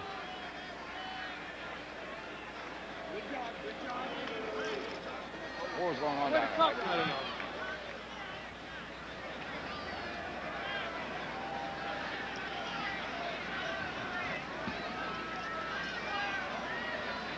Timeout on the field. It may take a second or two to sort things out. We'll do just that when we return to Ivor Wynn and Hamilton with 7:13 to go. The Tiger Cats lead by 3. He scored a punt return touchdown in the second half, but of more concern to the Gizmo, he won the entertainer's phone poll. Final result 682 to 188 for the Giz, who's asked us about 10 times in the second half how he was doing.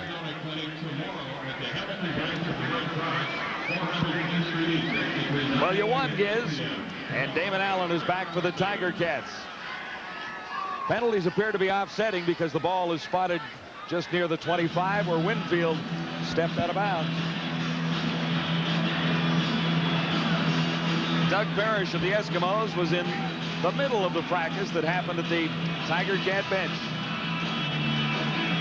There you see the numbers from Damon Allen's performance tonight. 216 yards in passing. Not the best night, obviously, that he's ever had, but where he has been effective, that he personally owes over 100 yards rushing tonight, and he has been selective. He's been very good rushing the football, and right now that's the difference in this game. Allen unloads for Winfield. He takes it on the dead run. Caught from behind at the 40. A big gain for the Tiger Cats. I guess Damon is okay.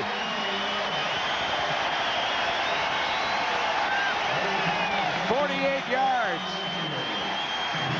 And Earl Winfield has been having a good year running that post and fly pattern, and Damon Allen nothing more than step back and let it fly for Earl Winfield. Good catch. Eddie Thomas cannot stay with him right there. The Ticats, give them credit. They have really been making the big plays when they've had to tonight, and with that catch, I would clearly give Winfield the upper hand in that battle.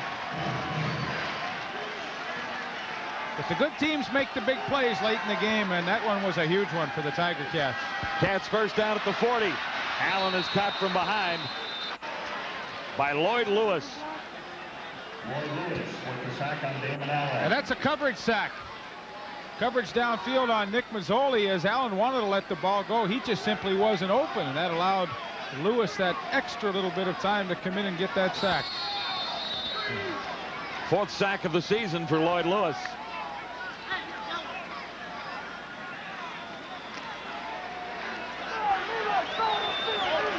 Earl Winfield slightly shaken up on the last play. He has a Charlie horse and being attended to on the sidelines. This is 2nd and 18. Far side. Richard Nurse, did he stay in bounds? I don't believe so. Complete to Richard Nurse. Really shows you the depth of the Tiger Cat receiving corps. You know, a year ago they were really struggling to be able to field enough good receivers out on the field. Now Winfield goes out for play. His replacement, Richard Nurse, comes in the game. He catches a pass and picks up a first down. So, you know, your depth of a ball club is much better in '92 than it was a year ago. Picked up 16, but the Ticats needed 18. So it'll be 3rd down and just over a yard to go. 5:22 remaining, and Osbaldiston will get a chance to add to the Hamilton lead. Dylan Holding at the 39. Definitely within Osbaldiston's range. He's on target and good.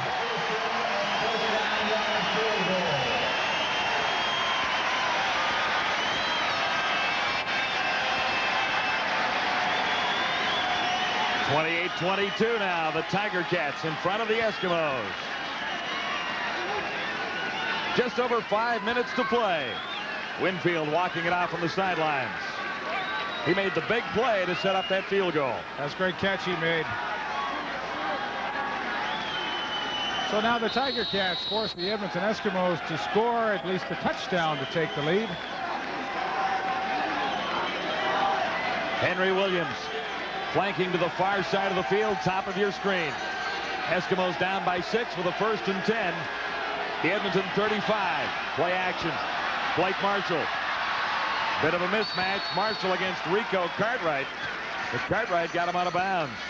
No tackle. He just pushed him out. Boy, you're right. Rico Cartwright did a nice job to get out there and stop Blake Marshall. Looked like Marshall had a lot more room to pick up extra yardage. Craig Ellis, well, he got in John Moten's way anyway.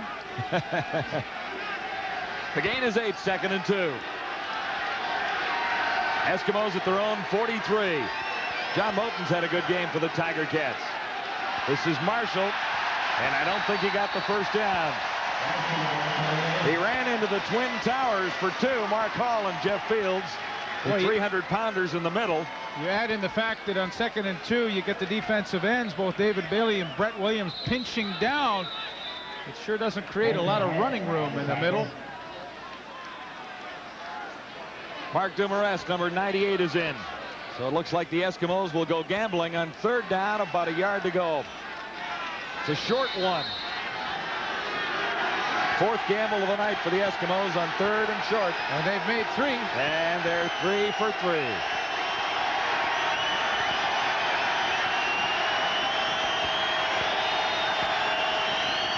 Gotta like their chances. No markers anywhere, and it looks like it will be an Eskimo 1st down. On the 1st down. Good job. Way to work. No problem, right, Ron? 4 for 4.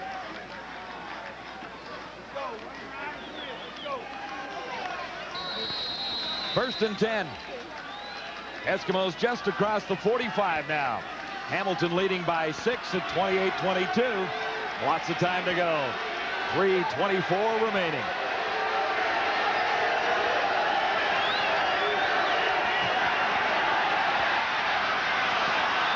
Ham for Ellis.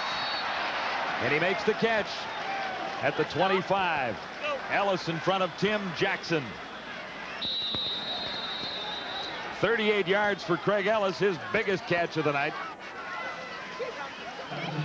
Ticats come with the blitz. Tracy Ham sees it right away. 1-on-1 coverage. He rolls to the wide side. Throw back to the corner pattern to the short side of the field with Craig Ellis, who runs it perfectly. Tim Jackson cannot stay with him. So the Edmonton Eskimos, with just 3 minutes remaining, come up with the big play as they trail by 6. A touchdown will put them ahead. Timeout at Ivor Wynn in Hamilton. Eskimos threatening to take the lead once more. They're trailing by 6.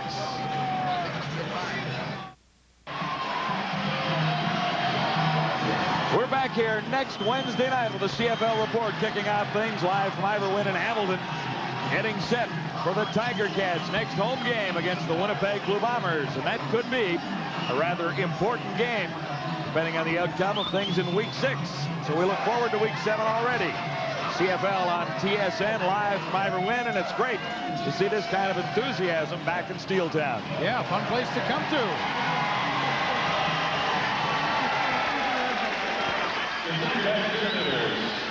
With their special guest. 1st and 10 for the Eskimos. The ball at the Tiger Cat 26. 3 minutes and 5 seconds to go. Hamilton leading by 6. The Eskimos on a pretty good roll here. Good drive for Tracy Ham. He hopes to keep it going. Far side.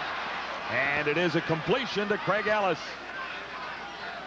Pretty smart move by Tracy Ham, too. He's expecting pressure coming when the Tiger Cat defense is backed up, so he decides to try and roll away from it. It creates a better sight line for him downfield, and he has Craig Ellis to the outside on the out pattern. Pretty easy ball to complete, although Ellis had to go high to make a good catch, but smart by Tracy Ham to move that pocket around. From the 13 now after a 13-yard gain. Eskimos 1st and 10. looks to the 5-yard line. Another completion, this to Sandusky in front of Corus Urban. Damon Allen can only watch as the Eskimo offense drives for the touchdown. Pretty nifty. Chris Armstrong and Sandusky line up in an I formation to try and confuse the coverage, and that makes Corus Urban back off and gives Sandusky lots of room to run the out pattern on the outside. Tracy Ham with once again another good delivery, and although Sandusky has not had a huge night, big play there to make the catch and put his team in great scoring position. A goal line stand for the Tiger Cats. Eskimos will get 3 cracks from the 2. They'll need at least 1 more. The ball is loose. Ticats indicate they have recovered, and they have. Oh!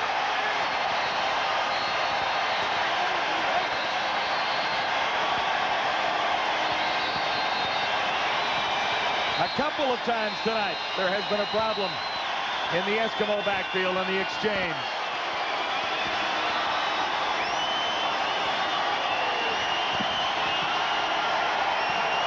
Lancaster cannot believe his misfortune here. Bobby Dawson, number 27, the halfback, comes sliding all across and hits Marshall pretty near when he takes the handoff. The ball is loose. The Ticats recover, and don't think there's 21,000 people in Hamilton aren't too happy about this one. Watch Bobby Dawson, the left of your screen. He slashes right down, and he is the one who makes the hit, knocks the ball loose. And Todd Wiseman comes up with the football, number 6. Ticats goal line stand works. 1st and 10 Hamilton. Beginning at their own 2. Allen with time comes to the near sideline. Mazzoli. It's his 7th catch of the night. 7 for 116 for the pride of Markham District High School, the Marauders. Oh, what a great throw by Damon Allen. Larry Ruck was sliding out from the inside linebacking spot, and he just was not able to get a finger on it. Mazzoli with the catch, so the Ticats get a little breathing room. They're still 2nd and short, but he has had a nice evening. 7 catches, 116 yards, and he has blossomed in his sophomore season.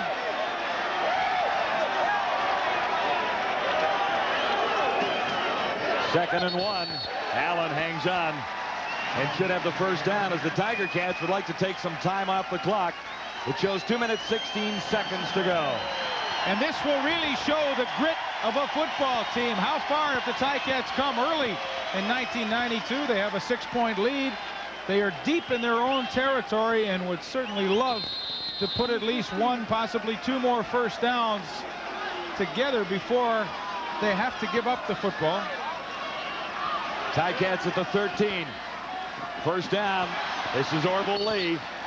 He's across the 15, almost to the 18-yard line. Could be the down of the ball game right here.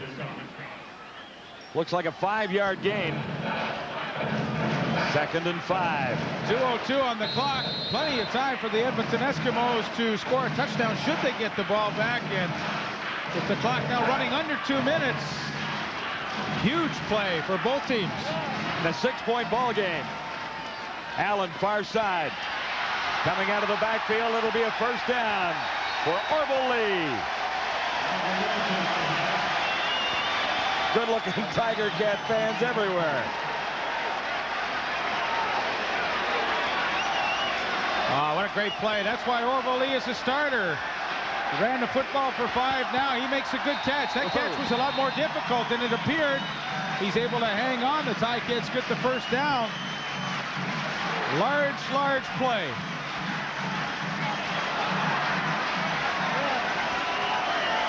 First catch of the night for Lee. It's good for 12 yards. But a big catch. 1st and 10 from the 29.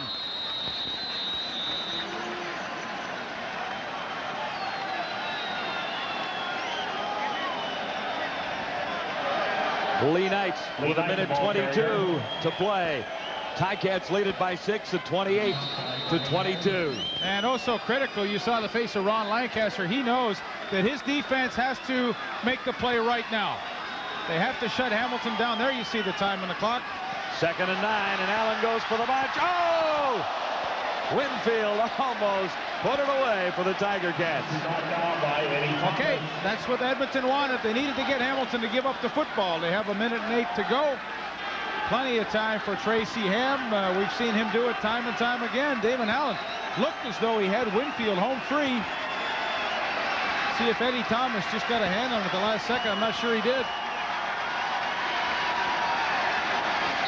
So Damon Allen is through for now, possibly for the evening. 17 of 29.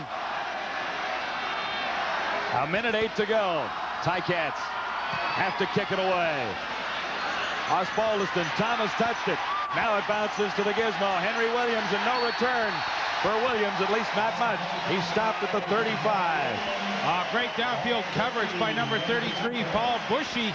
Boy, when you need a big play on special teams, he delivered, as Henry Williams just had no running room. So the Edmonton Eskimos have a long way to go. Boy, I've watched them so many times over the year, and boy, at this stage of the game, exactly a minute to go. This is the time when Tracy Ham seems to take over and run with the football. Don't be surprised if he takes it upon himself right here. 1st and 10 Eskimos, beginning at the 35. They trail by 6.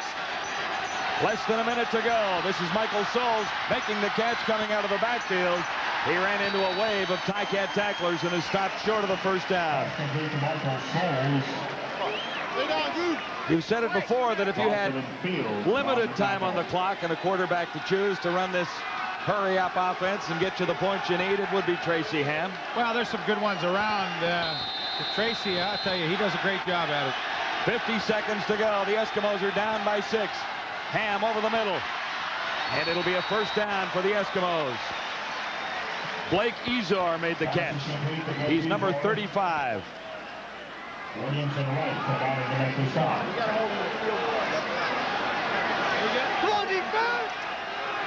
43 seconds to go. The Eskimos have a first down at their 46.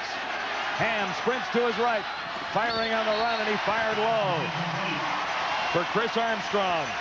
And enough pressure from number 94, David Bailey, that Ham could really not step up on that front foot and deliver the football with as much velocity as he would have liked to. David Bailey kept a good outside leverage, the good pressure, and that resulted in a poor throw by Tracy Ham. So every play, it seems like it's getting larger and larger. Well, this one is big. 2nd and 10. 37 seconds left on the clock. Ham needs a first down. Looking for Williams down the sideline. He's in behind the cover. He makes the catch. He'll score the touchdown. Can you believe it? Henry Williams. A 68-yard touchdown. It's 28-28 with the convert to come. Rico Cartwright was covering on Williams.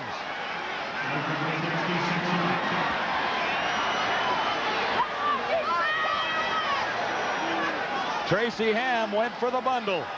Can you believe it? Hard to believe that a defensive back can let a receiver get in behind him, but Gizmo Williams timed it perfectly. He shields off Rico Cartwright for that football and then goes up and out jumps him for it, and a 105-yard punt return for a touchdown. Wow. Ticats will try and block the convert. The Eskimos look to take the lead. Here's Sean Fleming. They got it. It's blocked. Picked up and run into the end zone by Harper. The Eskimos get the point. That's the hard way to go about it. Glenn Harper coming up with a loose ball and the two-point convert. Can you believe it?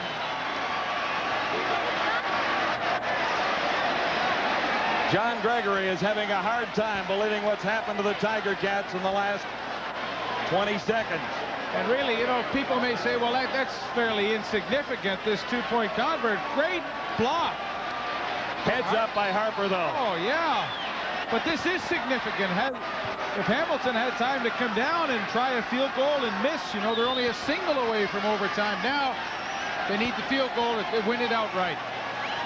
Eskimos lead it 30-28. A great finish ahead in Hamilton. 27 seconds remaining. Henry Williams got the big touchdown, 68 yards from Damon Allen. That got the Eskimos within one. The convert blocked by their Tiger Cats, but Harper picked up the loose ball and carried to the end zone for 2. Gizmo did such a super job to shield off Rico Cartwright and then allow himself better position to go up and make that catch. That was truly a remarkable play. Ticats could use a big return here with time running out. This is Orville Lee. And Lee gets to the 43-yard line.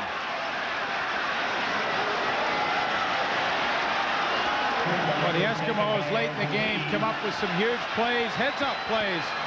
Block kick by number 20, Rico Cartwright, and then Harper alert enough to pick it up, and that's a 2-point convert. 22 seconds remain. Hamilton needs about 25 yards of offense to give Osbaldiston an opportunity. Ticats beginning at the 42. Damon Allen looking deep. And over the head of Nick Mazzoli. 17 seconds to go. Ticats down by 2.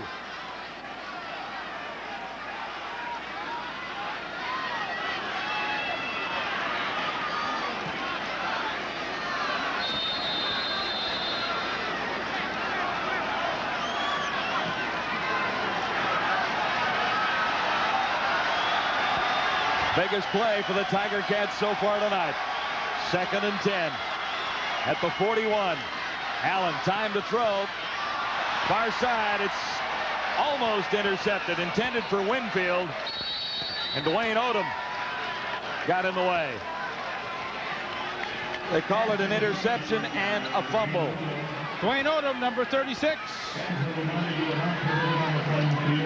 With the interception, and, you know, quite frankly, about a minute and a half ago, I thought Hamilton was going to win this football game, and I'm sure John Gregory did too. And the Edmonton Eskimos, to their credit, just have come up with some huge plays late in the game to pull this one out. And there's the interception by Dwayne Odom, his first as an Edmonton Eskimo. He fumbles the ball, but Eddie Thomas is there to make the recovery, and that is the ball game. 6 seconds to go. The Eskimos just have to waste that much time to post their 5th victory of the season.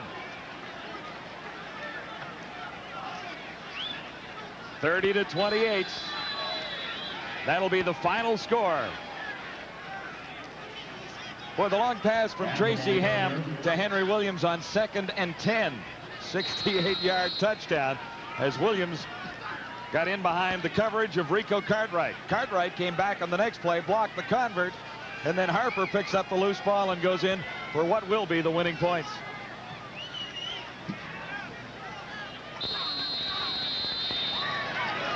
So the Hamilton Tiger Cat win streak ends at 3 games. They were close on this night, but Lancaster comes through with a win. And the Edmonton Eskimos are top dogs in the Western Division of the Canadian Football League. Great way to start off week number 6. A great finish at Ivor Wynn in Hamilton.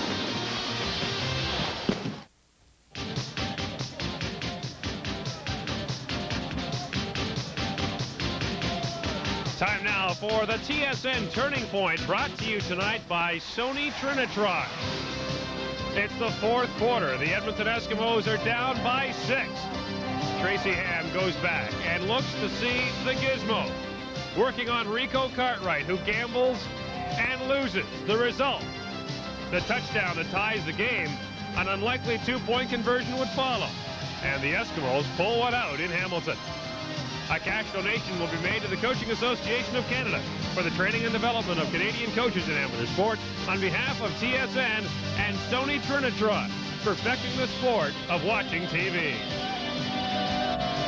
The Gizmo joins us now. Hey, you won the Pepsi Entertainers poll and you caught the winning touchdown pass. Not a bad night. Well, you know, I've been always wanting to get a chance where we was behind and I can come back and do something, you know, to put us back in the game. And unfortunately, Tracy came to me that time. I just had to concentrate on the ball.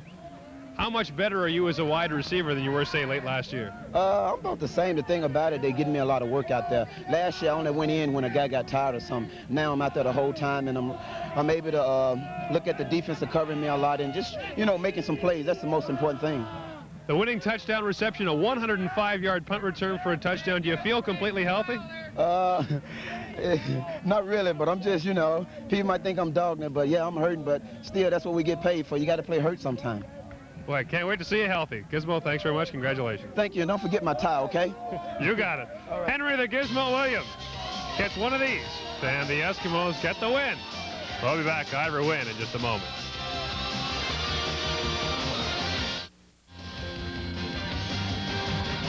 What a terrific finish at Ivor Wynn Stadium in Hamilton as the Eskimos come from behind to win it by 2. What a way to win a football game, and what a tough way to lose one for John Gregory and the Hamilton Tiger Cats. It looked like the Tiger Cats might be able to hang on and pull that one off until Allen connected with the Giz. Well, you know, very unfortunate for the Hamilton Tiger Cats, but, you know, they committed a cardinal error at the end of the game. Rico Cartwright, now he's a first-year corner, but really, when it's that late in the game and you know Edmonton has to score a touchdown, there's very little time left on the clock, you simply can't let a guy get in behind you. He let the Giz, I mean, Giz has got great speed, no doubt about that, but Cartwright has great speed too. But that's a mistake it's a costly mistake and a very tough way to learn, but I think the next time Rico Cartwright's in that situation, he's going to say, hey, that guy's not getting in behind me, but give the Giz credit. What a super job as a receiver. You know, Gord Miller asked him, are you better this year? And he said, no. Hey, he is better because he's doing the little things better. Little things, shield the guy off, then make the move at the end like he did. That was good. And then when it looked like we might face overtime and Cartwright had blocked the convert try, Harper ran into the end zone, and that provided the Edmonton Eskimos with the winning margin in a thrilling come-from-behind victory over the Hamilton Tiger Cats. The Eskimos are #1 in the West. The CFL Game of the Week on TSN has been brought to you by Pepsi. Gotta have it. It was an absolute war out there, a war won once again by the Edmonton Eskimos, who have made a habit of picking the Hamilton Tiger Cats' pockets here at Ivor Wynn Stadium. Our next game is right back here next week.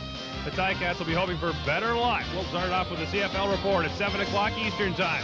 And after that, it's the Ticats and the Blue Bombers at 7:30 Eastern Time. The final score, the Edmonton Eskimos 30, the Hamilton Tiger Cats 28. All of us at TSN, thanks for tuning in, and good night from Ivor Wynn Stadium.